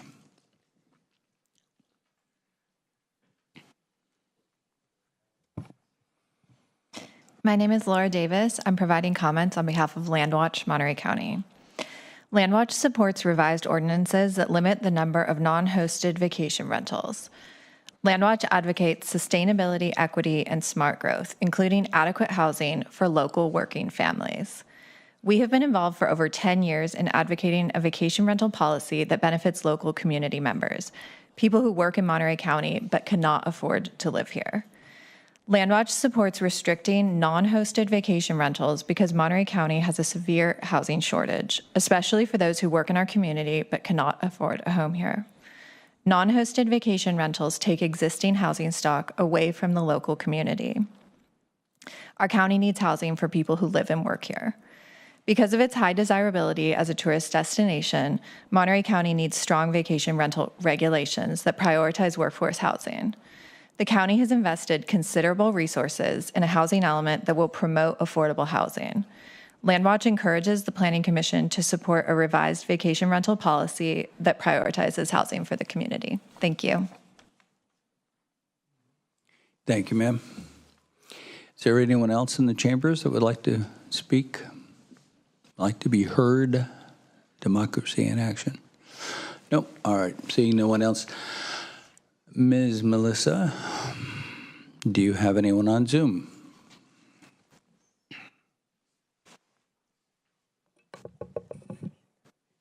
We have on Zoom Chuck Stein. Mr. Stein, your time is now. Mr. Stein? Hi. Can you hear me now? Yep, we can hear you now. Okay. My name is Chuck Stein. I'm a board member of the Monterey County Vacation Rental Alliance, but today I just speak for myself. It's obvious from the description of the proposed ordinance and the questions asked today how twisted this ordinance has become. For the ordinance on the books today, an EIR was done and found no significant impacts at current STR levels, those current at the time of the study. Yet, this was ignored and STRs were banned in residential zones in Big Sur, Carmel Highlands, and Carmel Valley. The idea of banning them further in residential zones and linking them to an agricultural use on residential zones is absurd. The supervisors did not publicly discuss why this is a benefit, and they didn't provide data to support their decision.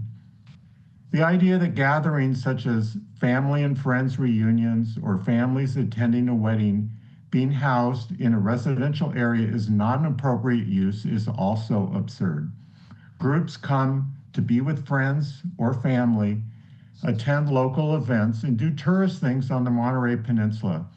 They typically don't want to be housed in the hinterlands on a farm, although some might. The EIR was done, the caps are in place.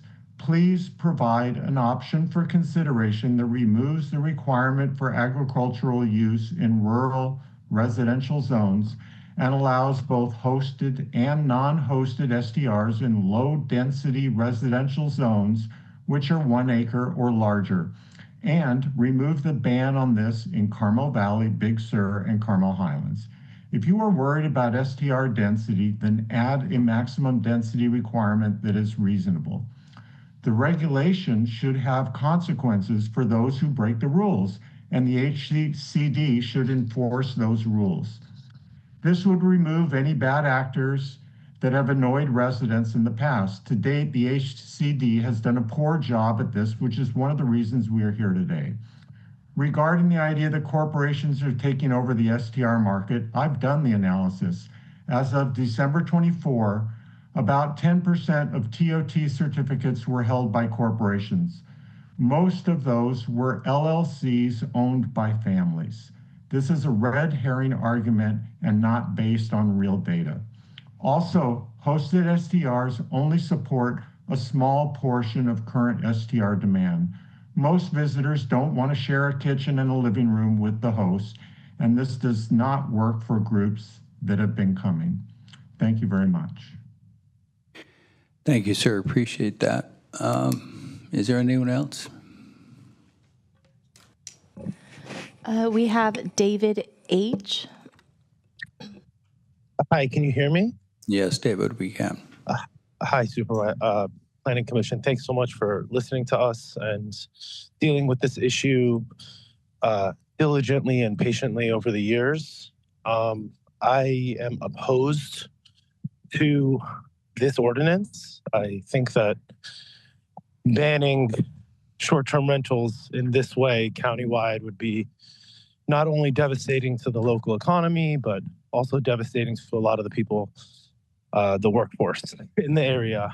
I want to focus on one area, which is housing. I really, really encourage the county and this commission to think of other ways that they could provide more housing rather than just relying on a small percentage of short-term rental families to be the solution to this huge problem. And I think that that point really, really needs to be taken to heart. I really appreciate all of your time. I don't think that, you know, some of these houses are $5-10 million houses. I don't think any of those houses are becoming affordable. So yeah, thank you very much. Thank you, sir. Ms. Clerk, is there someone else? We have Desiree. Hello. Hi. Hi. Melanie Beretti said there is a trend, a growing trend for corporations and entities to create vacation rentals. The litigation brought by Monterey County Vacation Rental Alliance was by an entity and an out-of-state person. Interestingly, I think the MCVRA tends to focus their actions, including this lawsuit, toward second and third homeowners and corporations and local rental conglomerators.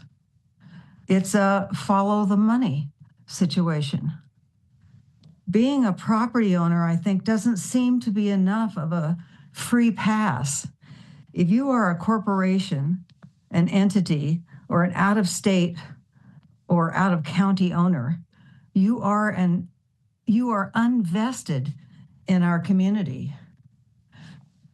As a homestay permit owner, I live here full-time for 45 years on this property, and I'm still struggling to make it. And my alliance, this Monterey County Vacation Rental Alliance, isn't working for me.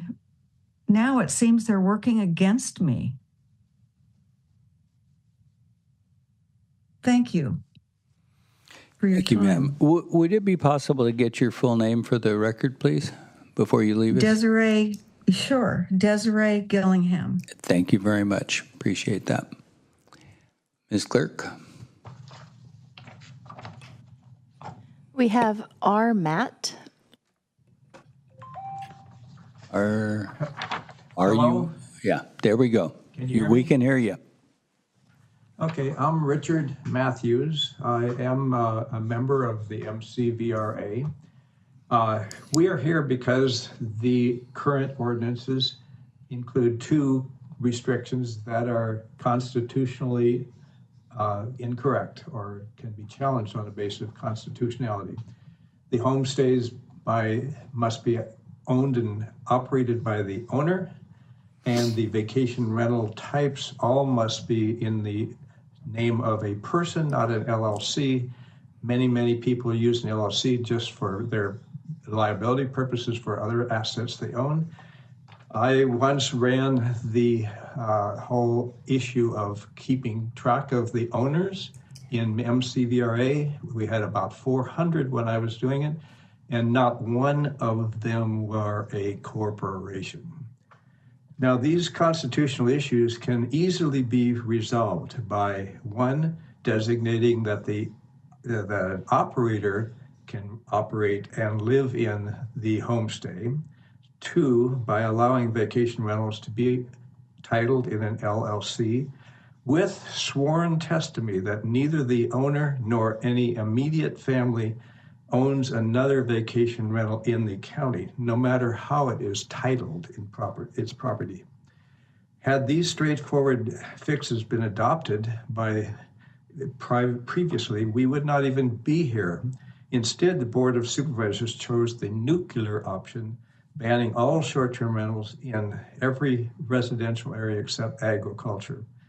And even though this exemption benefits agricultural owners, Supervisors Alejo and Lopez voted against this nuclear option because they said it went too far.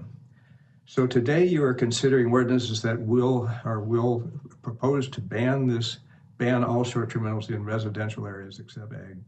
However, the Planning Commission, you have the discretion to present a second option to the Board of Supervisors, one that simply resolves the two constitutional issues. I beg you to make those changes and submit that as an option to the supervisor. Thank you. Thank you, sir. We have Susan Jones. Ms. Hi, I'm Jones. Susan Jones. Susan Jones from Carmel Valley. Thank you.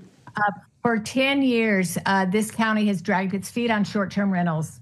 Workshops, EIRs, coastal commission battles, lawsuits, endless delays. It's been 10 years of bureaucracy while families wait for clear, fair rules. It's not that hard. We're not corporate hotel chains. We're local families. You've heard from local families today who own a second home, a family cabin, or rent out a room or a guest house to help pay the mortgage, taxes, college tuition.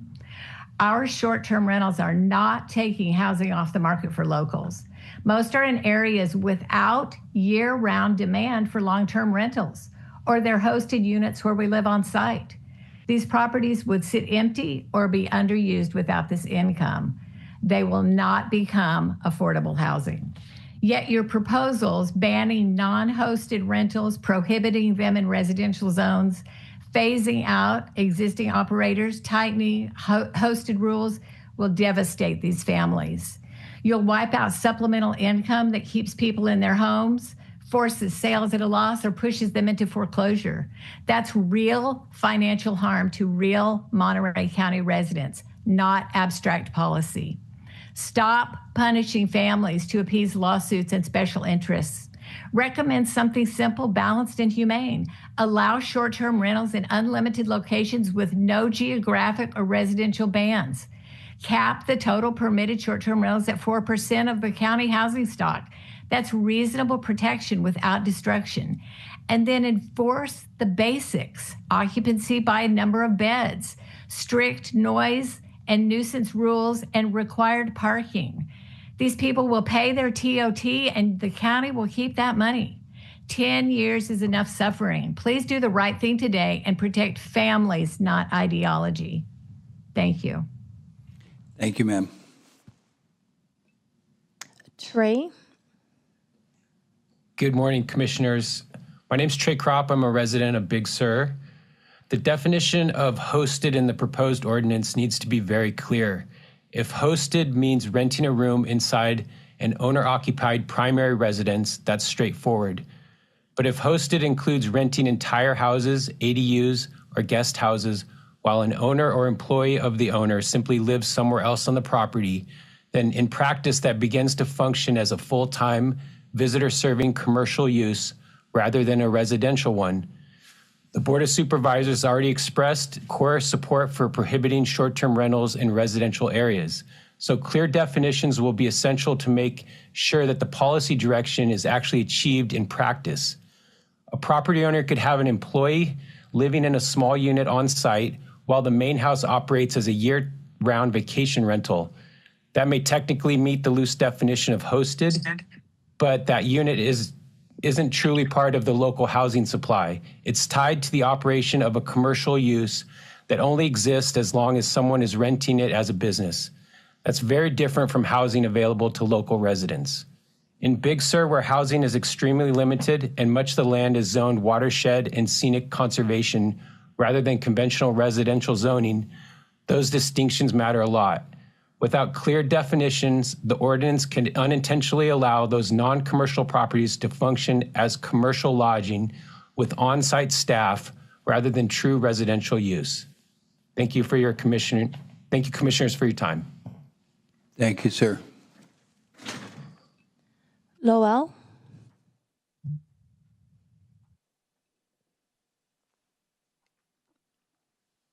One more time. Can you hear me? There we go. Yes, we can. Thank you. Great. Thanks. Thank you. I want to just address a few different things. First of all, one of our members, Desiree, who said that MCVRA, our organization, and I'm a member of it, we represent all homeowners who do short-term rentals. I don't believe we have a single member that is a big corporation, not a single one. I would actually challenge the county staff to come up with a single one of our members who represents a large corporation that owns houses. That is a complete falsehood. And the only reason that people hold houses in LLCs is to limit liability so that when they get sued, they don't, by some crazy person, that they don't lose their entire fortune. That's the reason why people hold houses in LLCs. We don't have a single corporate member, not one. All of our members are local people. Some of them are elderly people that have been renting for 40, 50 years, some of who I've been on the phone with for the past 2 or 3 months, crying about the fact that they don't have this income. They're going to lose their homes. They have to go into huge debt when they're 70, 80 years old. It's terrible. These are your constituents. You have to stand for these people. Why does Marin County get this right? Have the Planning Commission looked at the Marin County ordinance? It's a fair ordinance that addresses the needs of all people, all of your constituents, not just special interests. What you're doing is you're pushing all of this income into the hands of outside corporations. They're hotels, and that's the reality of the situation. And the other thing I wanted to address that Desiree said, the reason she's upset is that she does a homestay. But most of our members do unhosted vacation rentals because I don't know about you, but when I go away with my family, I don't want to sit in a home with someone else sitting there with me. We all know this to be true. And the idea that a vacation rental is a commercial endeavor, or that there are homes in commercial areas. Do you know how many single-family residents do you know of that are in commercial areas? The intent of this legislation is to ban vacation rentals because houses are not in commercial areas, so there will be none.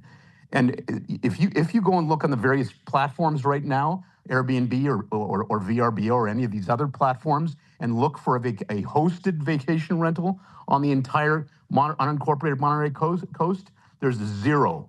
I couldn't find a single hosted vacation rental. This ordinance has blocked coastal access to the public to one of the most important coastal resources in the world.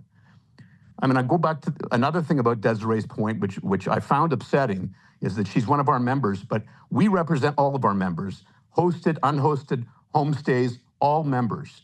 And we're fighting this fight because we represent everyone, and we want a fair solution for everyone. Please do your job. Look at the Marin County ordinance. It's a good and fair ordinance. This ordinance is going to light the fire on the litigation. It's not going to stop. Thank you, sir. Kathleen Lee.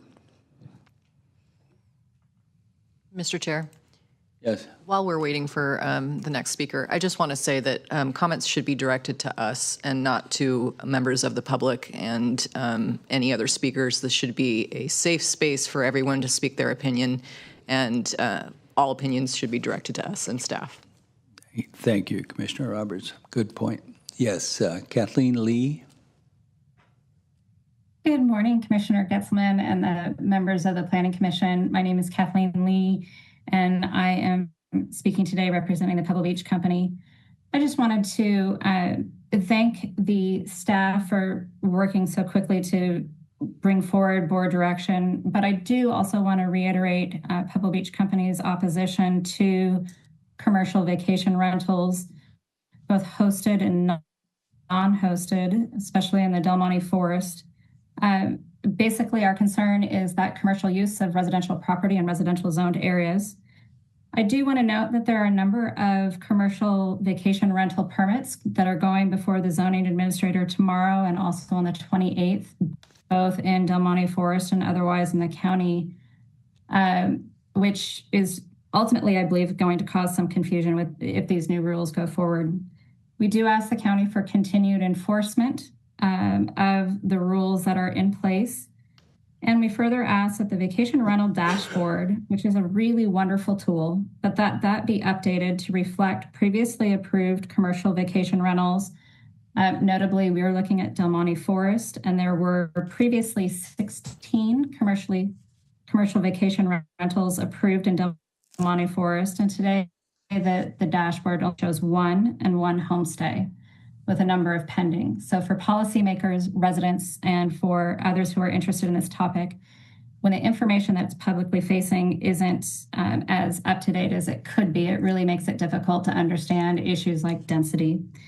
Again, thank you so much for your work. We know you've been at this for more than a decade and appreciate it, and just wanted to continue to say that we are opposed to residential homes being used for commercial purposes in the Del Monte Forest. Thank you so much. Thank you, ma'am. Annie Martin. Yes, thank you very much for hearing me.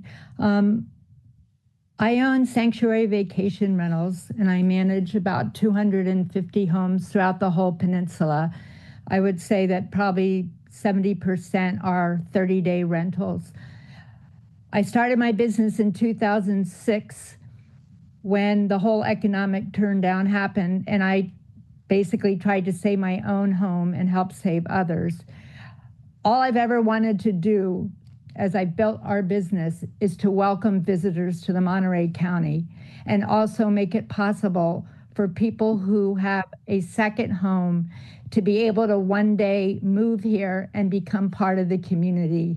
And it's really breaks my heart to hear that corporations and people trying to take away affordable housing is the big issue here, because it is really not the truth.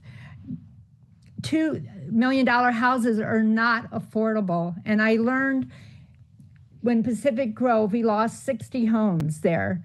We lost the lottery after being able to rent these responsibly for years. And I would say 2 homes ended up being sold. The rest became 30-day rentals because these homes are people's dreams, and they're trying to share their home with people who want to come here, and they want to be able to celebrate, their families, 3 generations coming together. I really ask you to please look at and weigh out all of this. I think someone mentioned, I'm part of a whole national organization of vacation rental managers who understand that it's a privilege and honor to have our homes in these residential neighborhoods, and we do everything we can to make sure that our neighbors are taken care of. But being able to put a ban on our area, I don't understand how we've gotten to this place. I ask that we go back and we look at where we might be able to have a conversation about it. But it seems like banning was just like a way to, I don't know, it just feels very cruel to me. I'm in the process right now of trying to get 40 permits. I mean, first of all, these permits are the most expensive permits in the whole country. They're like 10 times more than most communities pay for a permit. We've been working with our owners. We're doing everything that we've been asked to. And now you're saying, no, we can't do that anymore. And there's so many people's lives who are affected here. And I care about affordable housing here, but this is not the solution. And also I want to say that I can tell you right now that there's an underestimation of what TOT's collected, because I know what we give. So. Thank you, ma'am. Well, I didn't mean to cut you off. Were you finished? Oh, she is finished. Okay. Janet Hardesty. Hi, Janet Hardesty here. I just wanted to say that if any commercial vacation rentals are allowed, it would be not. It would be the hosted commercial, or the hosted. God, I can't get that out of my head. Hosted vacation rentals, but I think it needs a new definition so it doesn't include secondary units, guest houses, or caretaker houses, or JDUs and accessory dwelling units. The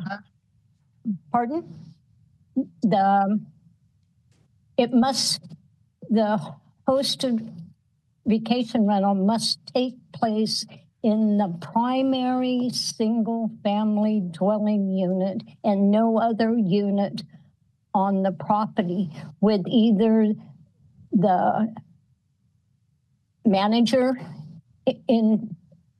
in-house or the owner in one of the bedrooms at the time that it's being rented.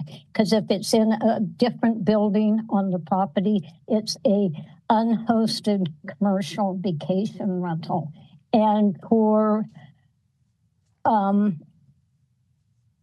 Valley they have 2 people that do hosted vacation rentals, and those guys are booked solid. One has 3 in a room. It's basically considered a bed and breakfast. And the other one's just a single room, and they are booked constantly. So it is possible it brings a different type of person, but I think, in all fairness, for housing, it should be just the primary dwelling, and rewrite the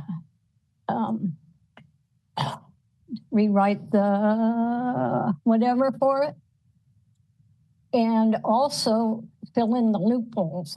There's a lot of loopholes in the thing, especially in the vacation rental industry. They are now switching to long-term, but they're saying anyway, there's a lot of loopholes. Thank you very much. Thank you very much. Marcus Foster. Good morning. Thank you. Can you hear me okay? Yes, sir. Yeah, Marcus Foster here. I'm a full-time resident in Big Sur and also the co-founder of Keep Big Sur Wild. I wasn't actually planning on speaking today. I was going to let our letters do the talking, but I just need to push back and talk about a few things that I've heard here today. There's some blame going on to the supervisor, Daniels, for her stance.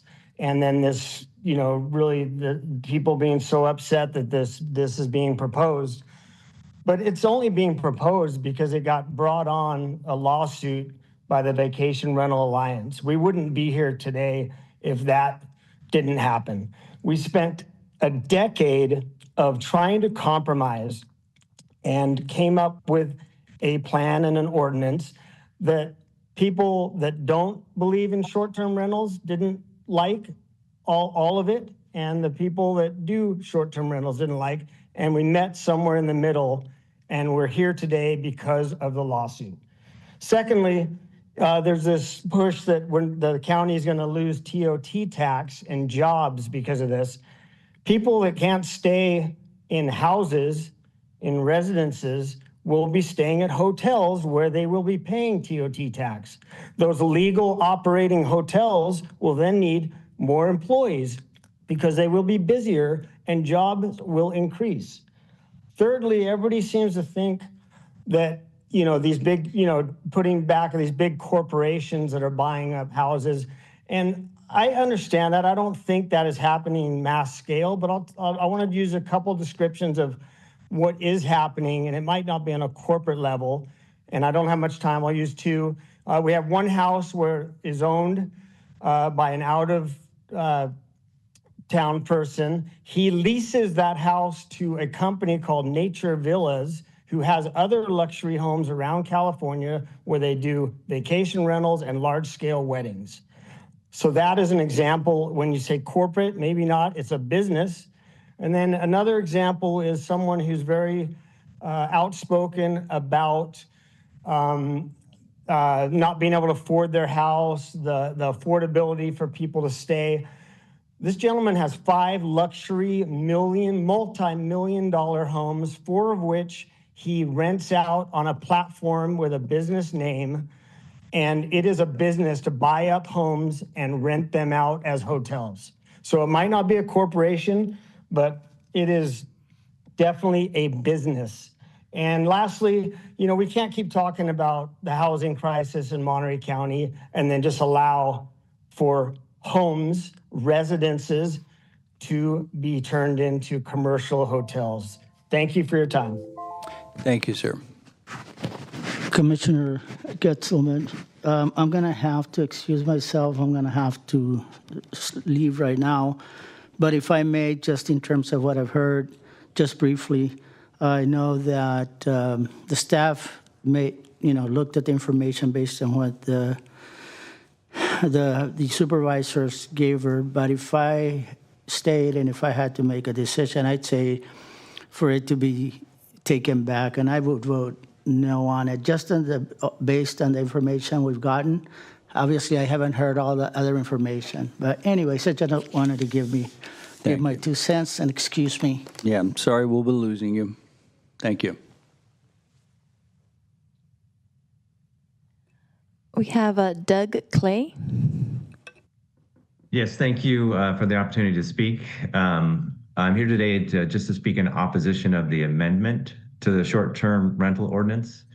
The amendment is effectively a ban. I think all the reasons have been stated, right? The STRs are in residential areas, so if you ban them in residential areas, you're effectively banning short-term rentals. We own a home in Pebble Beach. We followed the ordinance.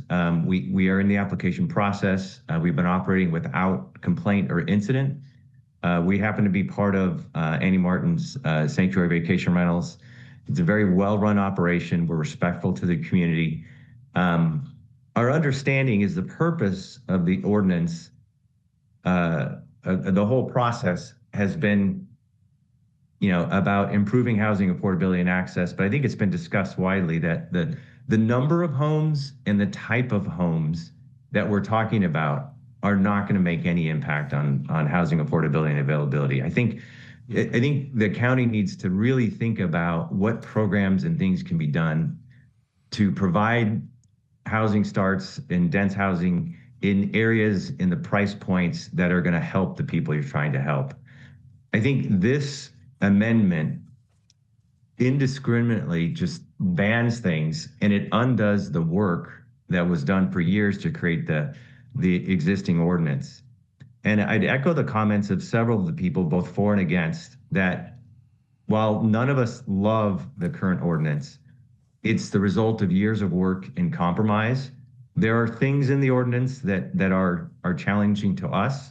It gives, at least the process, right, gives certain interest groups like the Pebble Beach Company veto power over certain homeowners.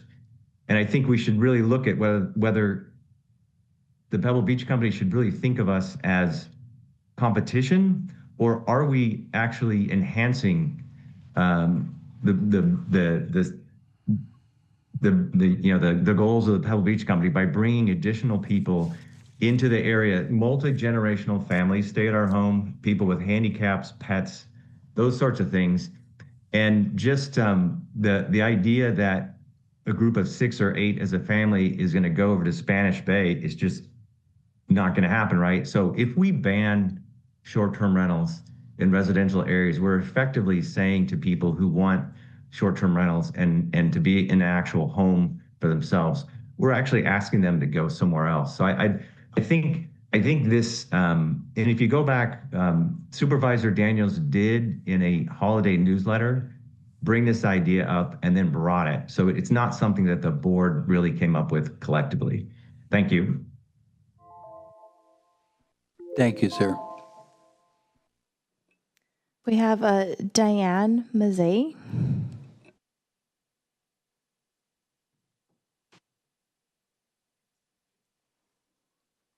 Diane, you should be able to unmute.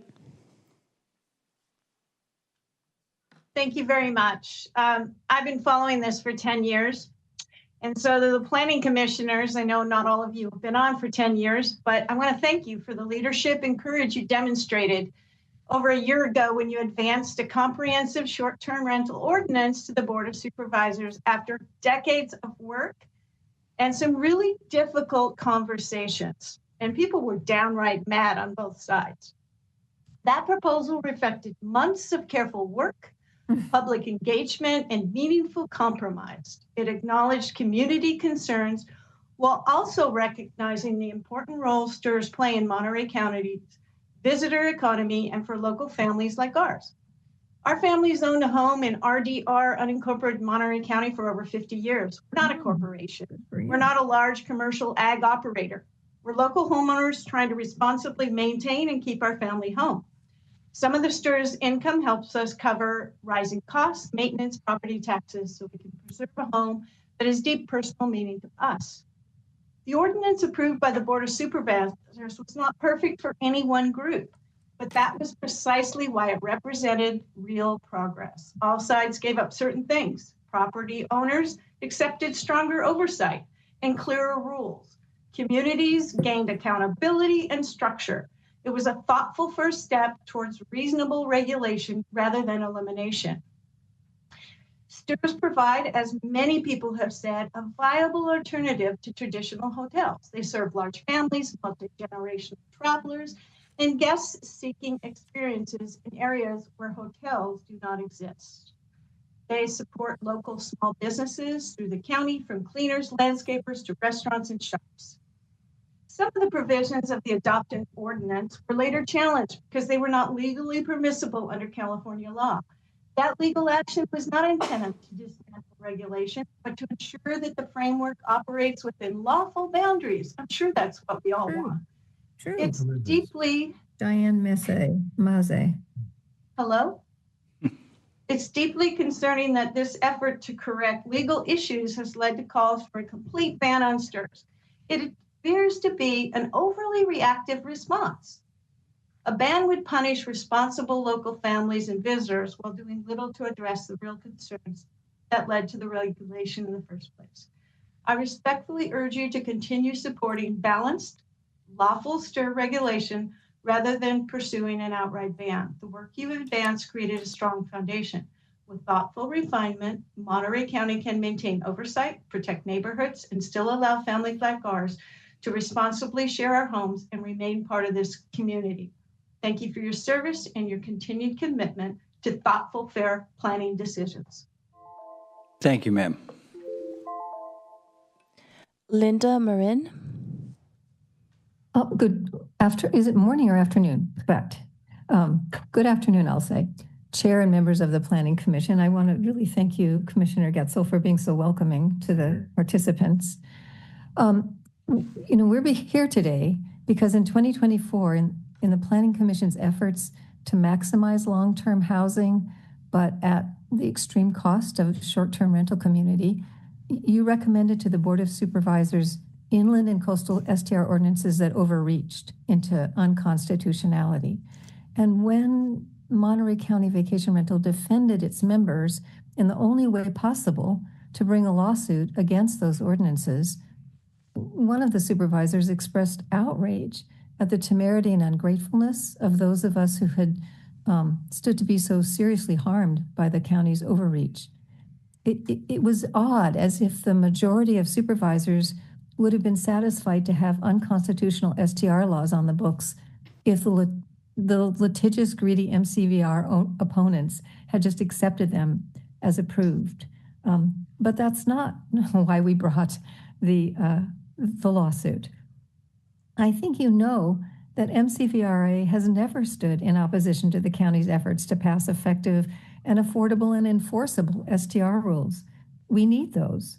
We've spent countless hours and hours communicating with you in writing and in these meetings for 10 years, advocating for balance and the use of good STR models as you deliberated workable ordinances. And I haven't heard any reference to other jurisdictions' short-term rental ordinances as models that you've looked at.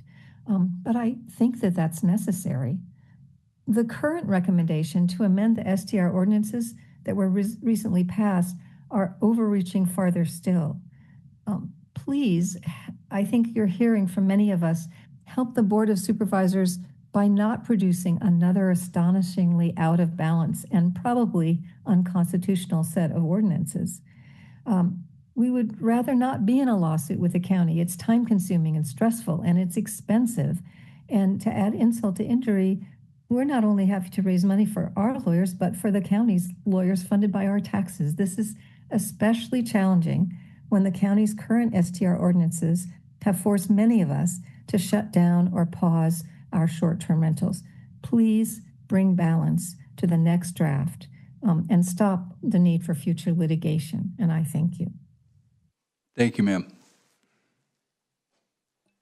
Vanessa?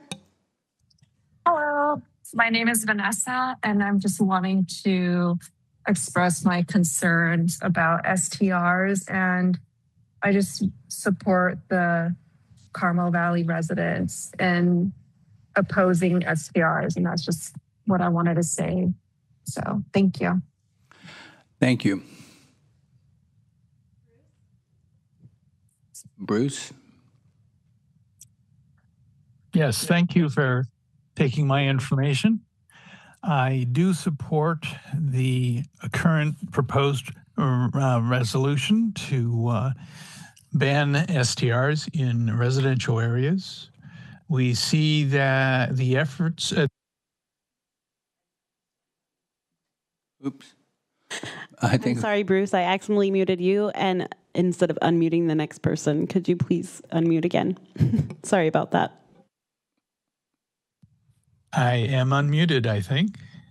Yes, you are. All right. Once again, I wanted to say I support the resolution and the effort that you're in.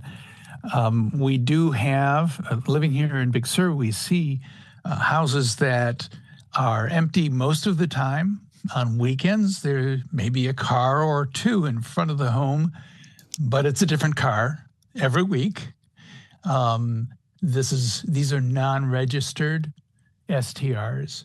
So the county's count, I appreciate the fact that they have made an effort to estimate the number of unregistered STRs. The problems with STRs, especially in Big Sur, are their impact on housing, as well as their impact on the community. Not only does an STR remove some available housing from the market, making that housing not available for people who work in an area like Big Sur, but it also reduces the amount of community that we have. The people who live here and have lived here for years help out. They volunteer in various ways with the fire brigade, with other areas. And if an STR is put in place of those, that community involvement is reduced because the number of actual residents and people in the community is reduced. So I would like to encourage you to approve this resolution and go ahead. I will mention one caution. The provision for STRs being allowed in a residential area if there is an agricultural use strikes me as a loophole, and also a part of the resolution that will beg for lawsuits, arguments over whether this is in fact agricultural or not, unless the county has a legal definition of what agricultural use is, a very strict definition, then you are opening yourself up to many lawsuits challenging this. Again, thank you for your service, and go ahead. Thank you, sir. Paul? Yes. Yes, thank you to the board for my comments. I've operated an STR in Carmel for 14 years, and I oppose the ban that I'm hearing. Over 14 years, I think many of the previous speakers have said it. We've come to, after much work, we've come to a very reasonable solution at the end of last year, and I was just shocked to hear that this overreaction in banning all residential housing. I think this will be devastating on the tourism. We're hearing again and again that we're not fully tracking the number of STRs. I think the regulations that were put in place last year allow us to track all of the STRs, to bring in the revenue, and to greatly benefit tourism, to greatly benefit the employment. I mean, we employ 6 people on our 6 families effectively on our STR. I think an outright ban is going to be really devastating for the community. I've heard no evidence of corporate ownership. There was a few stories about how it might be possible, but if we enforce these regulations properly, this can all be closed down. We can ensure that there is only one owner for any property. I think this is a very good suggestion. There's also suggestions for solutions in grandfathering. If you've run your property responsibly for many years, why should you be banned? And the 4% limit that was reached, I think, is tough, but it is reasonable. So I would really encourage you to recommend back to the Board of Supervisors a fair and balanced and reasonable ordinance for the community that benefits everyone. Thank you. Thank you, sir. Doris? You should be able to unmute. Doris? All right, Sophia? If you mean Sophania, that is me. I believe That is you. Can you hear me? That's you then, yes. We can hear you. Okay. Thank you. I wasn't planning on speaking today, but I would feel irresponsible not to say anything. I have been in my home. I'm a single woman. I have been in my home near Big Sur for over 30 years, running this home and this property on my own. I did long-term rentals for many years, and I was about to lose my property. It takes a lot of money to pay all the bills and run a property. I have not gotten wealthy doing the short-term rentals. I just had a better flow of money, and I've employed locals, and the guests who have stayed here experience the forest and a family home in a whole different way. I give people art supplies, so while they're in nature, they can paint. I just think this one-size-fits-all ordinance is very unfair. And I know people who have lost their homes now because they just can't make it after many years. I'm in I guess you could say the autumn or winter of my life. And I've worked so hard to be here and to provide this for my family as when I leave this world. And I think I should be allowed to offer a good thing to the public without hurting anybody. No, I don't believe there have been any complaints. And I think, this is my home. I want to live here. I want to live here the rest of my life and help people and employ others. So I guess I'm just asking for a much more fair ordinance. Thank you very much, ma'am.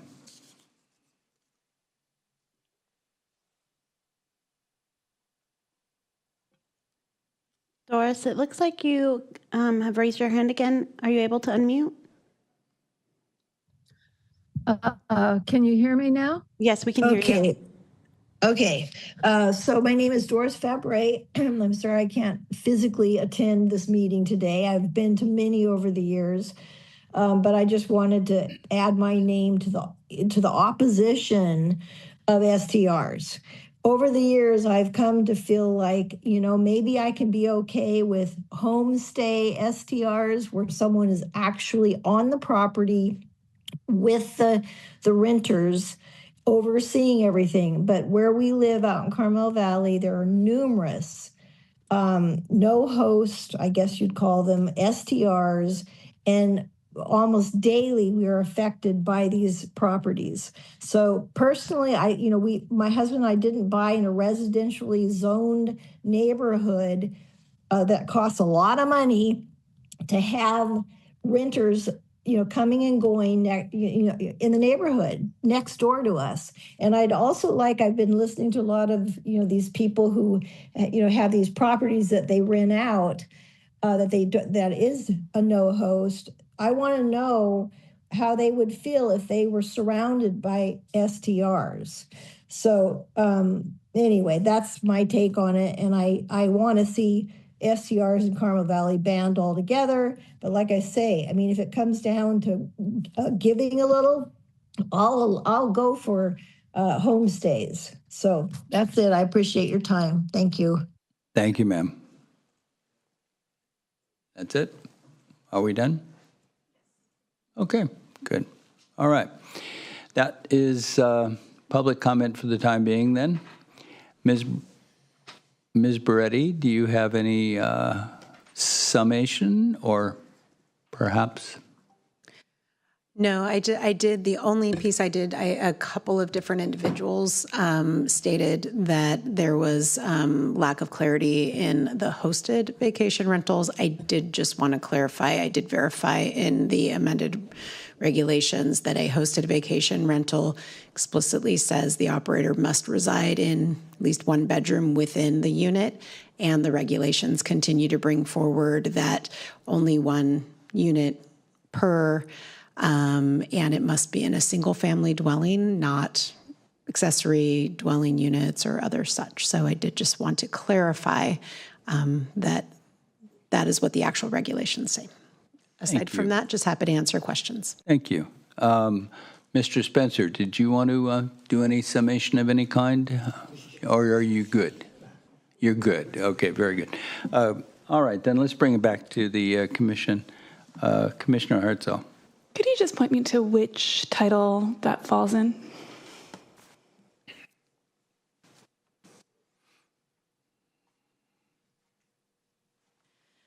Yes, so if you look at Title 7, the definitions, which are, I will give you, it's 7.120.020 definitions, and it is M, hosted means a vacation rental in which the operator occupies at least one bedroom within the vacation rental while it is being rented. And the vacation rental must be the operator's primary residence. The other pieces that I spoke to are under 7.120.040 regulations for vacation rentals, and it is provision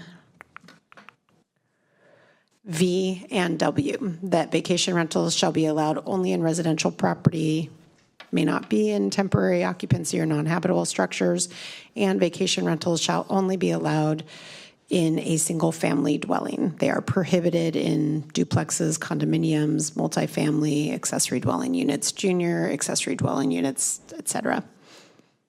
Thank you. Okay, Commissioner Shaw. Thank you. So I'm probably going to muddy the water here.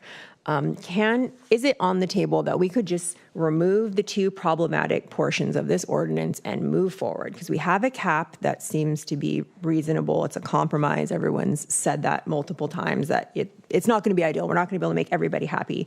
While on one hand, I personally don't love short-term rental operations in a neighborhood. I'm trying to find the line between, I dislike what that creates in a community, but also people should have the right to do certain things with their property as they see fit, and trying to find that middle ground. So is that a possibility? Can we just get rid of those two things? The LLC thing, which in hindsight makes sense. People are going to use the LLC to protect their assets. Understandable. It doesn't mean they're a big business. I know that's not what the board asked for, but I'm kind of listening to some of the other commissioners. I don't necessarily think that we're all on board, or even the majority of us are on board with giving them what they asked for. Yeah, my understanding is we have to make a recommendation to the board on what you have presented to us, not modify what you presented and then make a recommendation to the board. Is that correct? No, I think so. Staff presented the action today is recommend. I think there are different ways in which the commission could proceed. You could say, no, we don't like what you've presented, go back and fix some pieces. You could say, no, we don't support this approach. And I think I would look to county council how to structure that the recommendation actually being something different to the board. You could say deny this, and actually we recommend as a planning commission that you simply go back and correct these minor elements. You could say we recommend bringing these forward to the Board of Supervisors. However, here are the issues and concerns that we see that we don't support. And I think I would look to county council to maybe help with a little more. Yeah, I hope council can help us, because the way I see it, that would open up a whole relitigation of everything that we've done on this ordinance, and I don't want to do that. County council? Yeah, thank you, Chair. It's an in-between space that's uncomfortable to live in. I think the recommendation, not on the paperwork, but from your seat here, is to make a decision about what's in front of you. Are you going to recommend that the board adopt what's proposed or not? If the answer is yes, I think you've explained your rationale, which is that we support what's in here. If the answer is I'm going to make a vote for no, it might be worth articulating on the record the reasons why. But I don't know that suggesting particular ordinance revisions, code language, et cetera, is going to be in any way helpful. I think the rationale behind it would be helpful to understand what the big policy concern might be if there's a no vote or if there's a concern there. But I think you should focus on the recommendation regarding this particular proposal. Is it a thumbs up or a thumbs down? And then why do you feel that way? I think that's what would be helpful for the board in terms of making their next decision. Thank you, and I agree. So, does that hopefully help you, Commissioner Shaw? It does, thank you. And even though it would be too early, I would be ready to make a motion. Okay, can you hold on to that? I'll certainly get back to you on that. Commissioner Hartzell? A peaceful, useful clarification for Commissioner Shaw. What happens if the Planning Commission votes no on what's before us? What rules are in place under that circumstance, and what rules are in place right now? So the adopted regulations are in place and will remain in place until such time as the board adopts new regulations and those regulations become effective. And the adopted regulations that are in place, do they hold what Commissioner Shaw is referring to as the problematic provisions, or have those been suspended? So currently, the adopted regulations have those problematic ownership provisions, and currently the county has suspended enforcement of those provisions. Is that clarified, Commissioner Shaw? Yeah, that good? Okay. Commissioner Gomez. I just wanted to speak. I think this really is an issue of credibility and all that 12 years of work that's been put into this ordinance to develop it, and also an issue of fairness. I know that people depend on some of this income to pay their bills. I know that also it provides opportunities. I got a good friend who lives here in this area. I came to this area because he was able to afford a vacation rental in Carmel Valley. It provides affordability for those people that don't live there and like to visit, that would like to visit that area. He wound up staying here, and now he's a planner for one of our local cities. So, it also creates opportunities for folks. So I like the idea of going back to the original ordinance with the removal of, again, it'd be the board's decision, but the removal of that language that it violates the law. Thank you, Mr. Gomez. Commissioner Work. Yeah, that would be my question. Is this helping with the lawsuit, or is it making it worse? I don't know who can answer that, but... Well, I think it would depend on which way we vote, but I get your concern. Counsel, would you like to? I can't forecast as well as I'd like to what may or may not happen in litigation. There are a lot of moving parts, and briefs are currently being exchanged on a variety of subjects. So that's an ongoing target that's hard to hit, which is why, because of that continuous evolution of that legal landscape, my initial comments earlier today were to look a little bit more narrowly at what's in front of you, to stay on the tracks and say thumbs up or thumbs down to it. Either way, the board will then have have been apprised as to how did this body react to the proposal, which can help them make their ultimate strategic choices. But I will say you heard from a number of commenters today, including a number of plaintiffs. So with that in mind, that I think speaks to the caution that I was suggesting that you guys exercise today. Yeah, thank you, counsel. Yeah, it strikes me as being to a large extent, a political decision that needs to be made by the politicians, and they get the big dollars for doing that. Those of us up here don't quite make the money that those people do. Commissioner Roberts? My question is for staff, and I guess I'm curious to know maybe if you can speak generally about what our current enforcement situation is, even with the exceptions, and what it would look like. I mean, if the board has talked about what they see as how to enforce essentially a complete ban in the residential area. That one, thank you. Craig Spencer with Housing and Community Development again. We are enforcing the existing regulations. We have dedicated enforcement staff, and we have a contract with a third-party vendor who monitors online postings for vacation rentals. So if someone is providing their home as a vacation rental and does not have a permit or is not working on getting a permit as of the dates that are established in the ordinance, they are getting fined. And we have issued a number of fines and are going to various administrative law judge hearings when those fines are being challenged. So that is happening. That would continue to need to be some form of enforcement, probably the same process of checking the online listings, responding to complaints and or identifying with our existing staff whether or not someone's operating that is not in compliance with our rules, and then we'll use our enforcement provisions. Good? That answers my question. The only other thing, as one of the people, as there are many of us in this room today who have been here for this entire process, this is a big Groundhog Day I was not expecting. That said, I appreciate the continued public participation in this very important issue in our county. I also feel like we had reached a compromise, but I understand the concerns raised as well.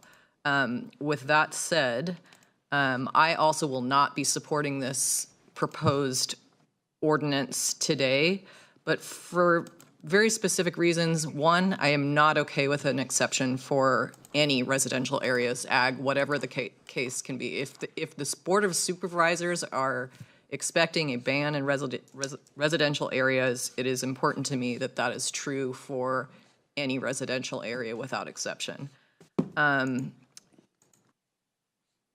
I also think it's an extreme measure for what the county is currently facing. I think there may be other alternatives, and I don't think that's probably for me to suggest what the alternatives are. And so for me, this current proposal is too extreme for me, and I'm not okay with exceptions for ag. Okay, thank you. Commissioner Hartzell?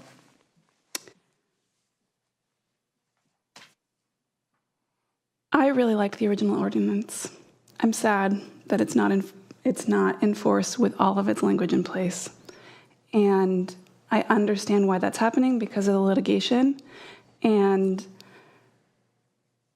what has been proposed by staff to me is a fair assessment of what the Board of Supervisors requested, particularly while this litigation is going on and while we're figuring out what was in place for our original ordinance.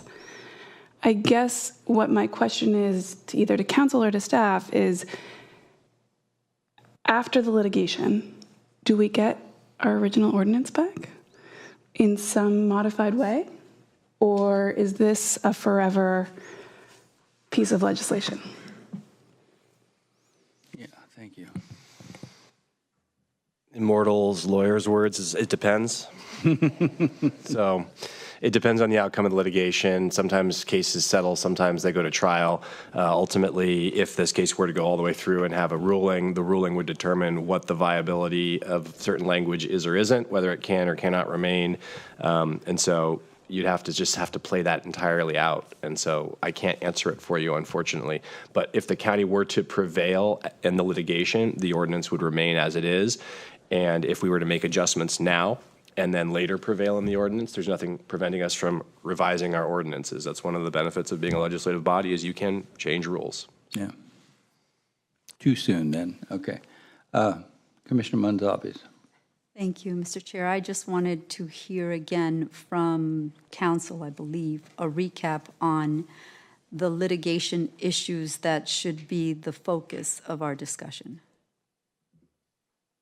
Well, let me restate that perhaps, because I don't think you should be focusing on the litigation issues. Those issues have been resolved, or not resolved, but rather are within the purview of the board and the staff who've been directed to take action on that. What I meant was looking at what's in front of you in the paperwork today. You have a draft ordinance. You have some proposal with specific language in front of you. And so staying focused on what's in front of you and how you feel about that versus ideas about what it could look like elsewhere. I did appreciate, and I tried to explain it earlier, is telling us your rationale for where you're at. I think one of our commissioners just did that and explained why she feels one way. That's very helpful, I think, for the board. So that's why I'm saying is keep it on to that. Thank you. Okay, very good. So Commissioner Shaw, I think it's time for a motion. What was the motion? You didn't really indicate. Intent to deny. Intent to deny. All right. Second it.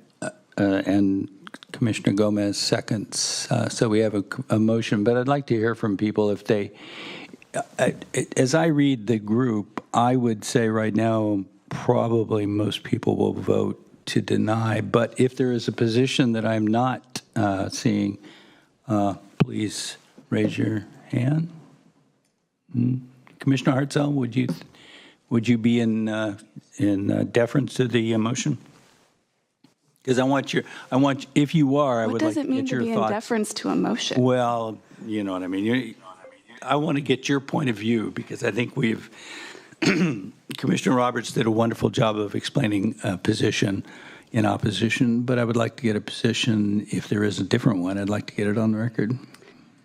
I'm in favor of what staff has presented here, and so I would vote against the motion as articulated, and that's primarily because a lot of the short-term rentals that are on the docket, they're in District 5.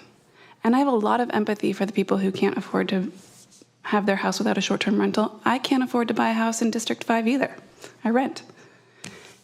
And I'm grateful for that rental. And so I want to protect the housing stock that's in place. I want to do what we can while this is still pending. And I want our original ordinance back, because I thought it was a good one. It was a really good compromise. And I'm looking forward to the day that the legislation is over and we can come back to the table and find something that works. So appreciate my colleagues And that's my position. Yeah, thank you. I just thought it was important to get that on the record. And I, too, have spent 10 or 12 years doing this ordinance, and I liked it, and I appreciated the compromises that we made. I think there is room, as Commissioner Roberts said, perhaps to tweak it or use policy statements from planning staff that would make the board more comfortable with this, but I cannot support this, as others have said, it may be a little bit too much of a drastic move. So with that, let's, Commissioner Work. Yeah, I just want to give my 2 cents. I actually appreciated the agriculture part because I'm in agriculture and we do a farm stay thing. So it was nice to see the ag part. Don't know if it's the best language, and but I'm also not too thrilled with the total ban. So just wanted to get that on record. Yeah, thank you very much. All right, we have a motion, and we are changing council, but only for a couple of minutes because we're going to take a lunch break at 12 o'clock if I can. So we have a motion on the floor by Commissioner Shaw, a second by Commissioner Gomez, I believe. All those in favor signify by saying aye. Aye. Aye. All those opposed? Oppose. Thank you very much. So the motion has passed. And with that, we're going to take a lunch break until 1 o'clock. So see you all back here then. Mr. Chair, I can't be back until 1:30. I don't know if that'll matter, but I will be back. I'll be back at 1:30. Okay, yeah, I'm sorry. Let's take a quick vote. How many of you are coming back? Are or not coming back? I'm not. Are coming I will back. not be coming back. I will not. You won't be coming back? Okay, well, then we won't be coming back. probably, well, we'll see what happens. Can we just go through it? Well, let's make it 1:30 though. How about, That'll be good. Chair, could we just try to see if we can get through it? I got about a half hour left before I have to leave. Yeah. Will we have quorum later? And No, I don't think so. Doesn't look like it. Amy, can you stay for a little while? You can't stay? Okay. I think we still have quorum with. 1, 2, 3, 4, 5, 6, 7. Commissioner Hartzell, you're good for a few more minutes?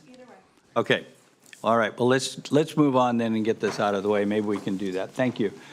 Thank you, everyone. All right. There will be a quick change. Yes, Ms. Beretti is running up here. Okay.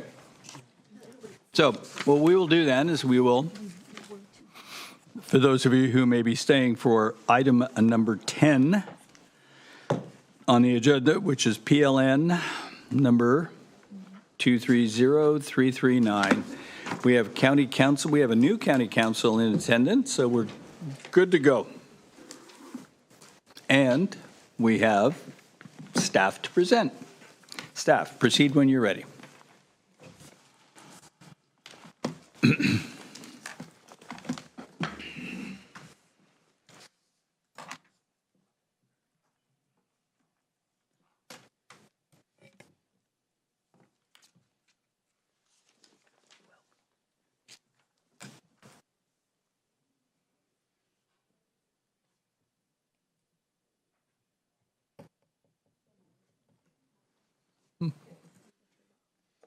The microphone, oh, there we go. Sorry. Good afternoon, Chair Getzelman and Planning Commission. My name is McKenna Bowling, and today I am presenting project file PLN 230339 Leeton. The subject properties are located at 58 Mount Devon Road in Carmel, within the Carmel Area Land Use Plan. Both properties are zoned low-density residential with 1 acre per unit density and design control overlays within the coastal zone. The proposed project is a combined development permit to partially clear Code Enforcement Case 23CE 00194, consisting of a lot line adjustment between 2 legal lots of record, consisting of Parcel A, 1.59 acres in size, and Parcel B, 1.36 acres in size, resulting in 2 parcels containing 1.73 acres and 1.22 acres. A restoration permit to replant 6 Monterey pines and restore development on slopes exceeding 30% on adjusted Parcel B, and an after-the-fact design approval to allow construction of a detached 320 square foot garden shed on adjusted Parcel A. The subject property received a code enforcement violation in May of 2023, citing development taking place on slopes exceeding 30% and tree removal on parcel B. Since receiving the violation, the owner has applied for the necessary permits to abate the violation and restore parcel B back to original condition. The necessary permits to partially abate the violation are before the commission today, and should the commission grant the combined development permit, a construction permit will be required to fully abate the violation to bring both properties into compliance with Monterey County Code and zoning ordinances. As required in Title 20, land clearing violations must be restored unless demonstrated to be unfeasible. In this case, restoration was feasible and a restoration permit has been applied to require replanting of 6 Monterey pines, as indicated on screen with a red star, and restoration of development on slopes exceeding 30% for the unpermitted driveway access onto adjusted parcel B, also indicated on screen. The location and design of the shed requires an after-the-fact design approval be applied to assure protection of the public view shed and neighborhood character. Therefore, the property owner has applied for the appropriate permits to abate the violations by restoring the disturbed areas on adjusted parcel B to original conditions and convert the unpermitted accessory structure to a detached garden shed on adjusted parcel A. The proposed project includes a coastal development permit to allow a lot line adjustment between 2 lots of record, resulting in 2 parcels. The existing adjoining property line, shown here in yellow, and the reconfigured line shown in red. An unpermitted accessory structure indicated on screen with a red star was inadvertently constructed on both parcels A and B. Rather than relocating or demolishing the structure, the owner seeks approval of a lot line adjustment to establish new property lines that align with the required minimum setbacks for a non-habitable accessory structure. Additionally, the owner seeks to convert the unpermitted accessory structure to a garden shed and obtain an after-the-fact design approval permit to permit the structure in its existing footprint while conforming to the newly established property lines. There is no new development being proposed as part of the submittal, and the resulting parcel sizes continue to meet minimum building site requirements. With implementation of this project, the property will go back into compliance and conform to the low-density residential site development standards outlined in Title 20. This project was not referred to the Carmel Highlands Land Use Advisory Committee for review due to an ongoing lack of quorum issue at the time. However, today's agenda was distributed to the LUAC members, and one member commented on the project as a member of the public rather than a committee member. The colors and materials as shown on screen consist of dark brown board and batten siding with stone veneer detailing and brown clay roof tiling with black framing for windows and doors. The structure blends with the surrounding area, and the colors and materials match the existing exterior of the residence. Therefore, staff recommends the Planning Commission find that the project qualifies as classes 1, 5, and 33 categorical exemptions pursuant to CEQA guidelines sections 15301, 15305A, and 15333, and there are no exceptions pursuant to section 15300.2, and approve a combined development permit to partially clear code enforcement case 23CE 00194, consisting of a lot line adjustment between 2 legal lots of record, a restoration permit to replant 6 Monterey pines and restore development on slopes exceeding 30%, and an after-the-fact design approval to allow construction of a detached garden shed on adjusted parcel A. This concludes staff's presentation, and staff is available for questions. Thank you very much, Ms. Balling. That was very nice. I learned a lot. All right. Any questions? Oh, Commissioner Shaw. Thank you. I don't know if this is something you can answer, but why is it being converted to a shed from a guest house? That just is there like could it not be permitted as a guest house? Would that be cost prohibitive? Like why? What is the process there? It was a lesser entitlement for the owner to seek, and because of the size, it would have needed a coastal development permit had they sought to keep it as a guest house. Re-establishing it as a garden shed only requires after-the-fact design approval for the exterior changes. Thank you. Thank you. Commissioner Hartzell. This was on our agenda last meeting, and there was a continuance requested. Have there been any changes to either the, I'm sorry, either the draft language in the conditions or the, have there been any changes since the last time we looked at this? The conditions would only reflect the different entitlements that have been applied. The past project, when it was previously almost considered, there was information that staff did not review thoroughly and wanted to make sure the project was fully vetted before presenting to you today. And so the entitlement was downgraded from a coastal permit to a design approval for the garden shed. That would be the only changes. That haven't been additional changes to the plans or the condition of approval language. Through the chair, to also add, there was clarity added to the correct CEQA exemptions that staff is recommending.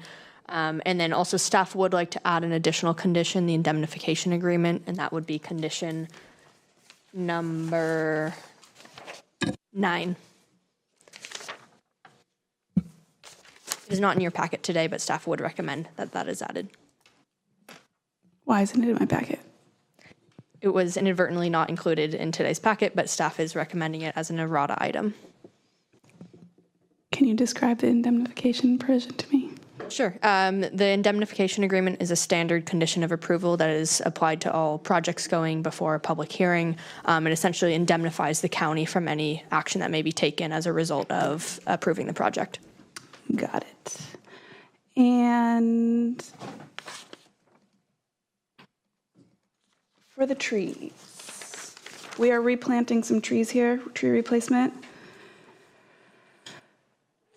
There's a 6-month and 1-year confirmation that the trees survived. That's true. This is my only point of contention on this project is I'm sad that the trees went without permits, and I'd like to consider either adding a 3-year check-in or potentially just some additional language in that condition to ensure that the trees that get replanted survive. Staff can include that language as updated language to the condition of approval for the tree replanting requirements. Thank you. Cool. Anyone additional questions? No? All right. Thank you, commissioners. The applicant or the applicant's agent, are they here and would like to make a presentation?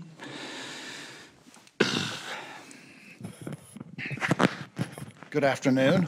My name is Matthew Sant, and I represent the property owner at 58 Mount Devon Road. And I've addressed all the conditions, and I've heard an additional condition that I'll share with the property owner. It's the indemnification component. That's fine. And all the other conditions are fine.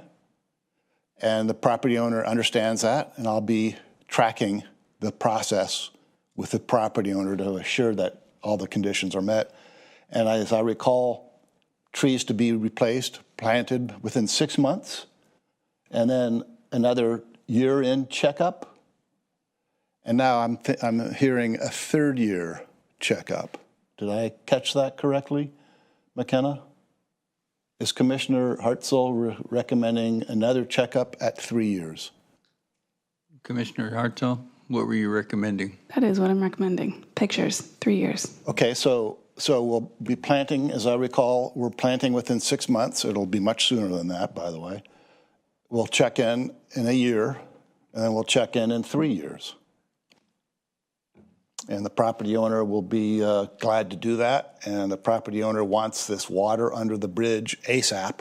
And I'm here to represent that. And also briefly tell you that besides giving you my name, Matthew Sant, I am an urban planner. I'm a professional planner. I'm still working in the industry. I see familiar faces. And I want to convey that you guys are doing a great job on the short-term rentals, and I'm glad this is finished and we're done and I can walk out of here in about 2 minutes, and you can walk out of here in about 2 minutes. You're not the only one, sir. Thank you very much. Okay, thanks. We appreciate your, and so you've agreed with all the conditions. Great. All righty. So let's open this item up to public comment. Seeing no one else in the room, is there anyone online, on Zoom, on the interwebs? There are no hands on Zoom and no additional emails. Okay, thank you. All right.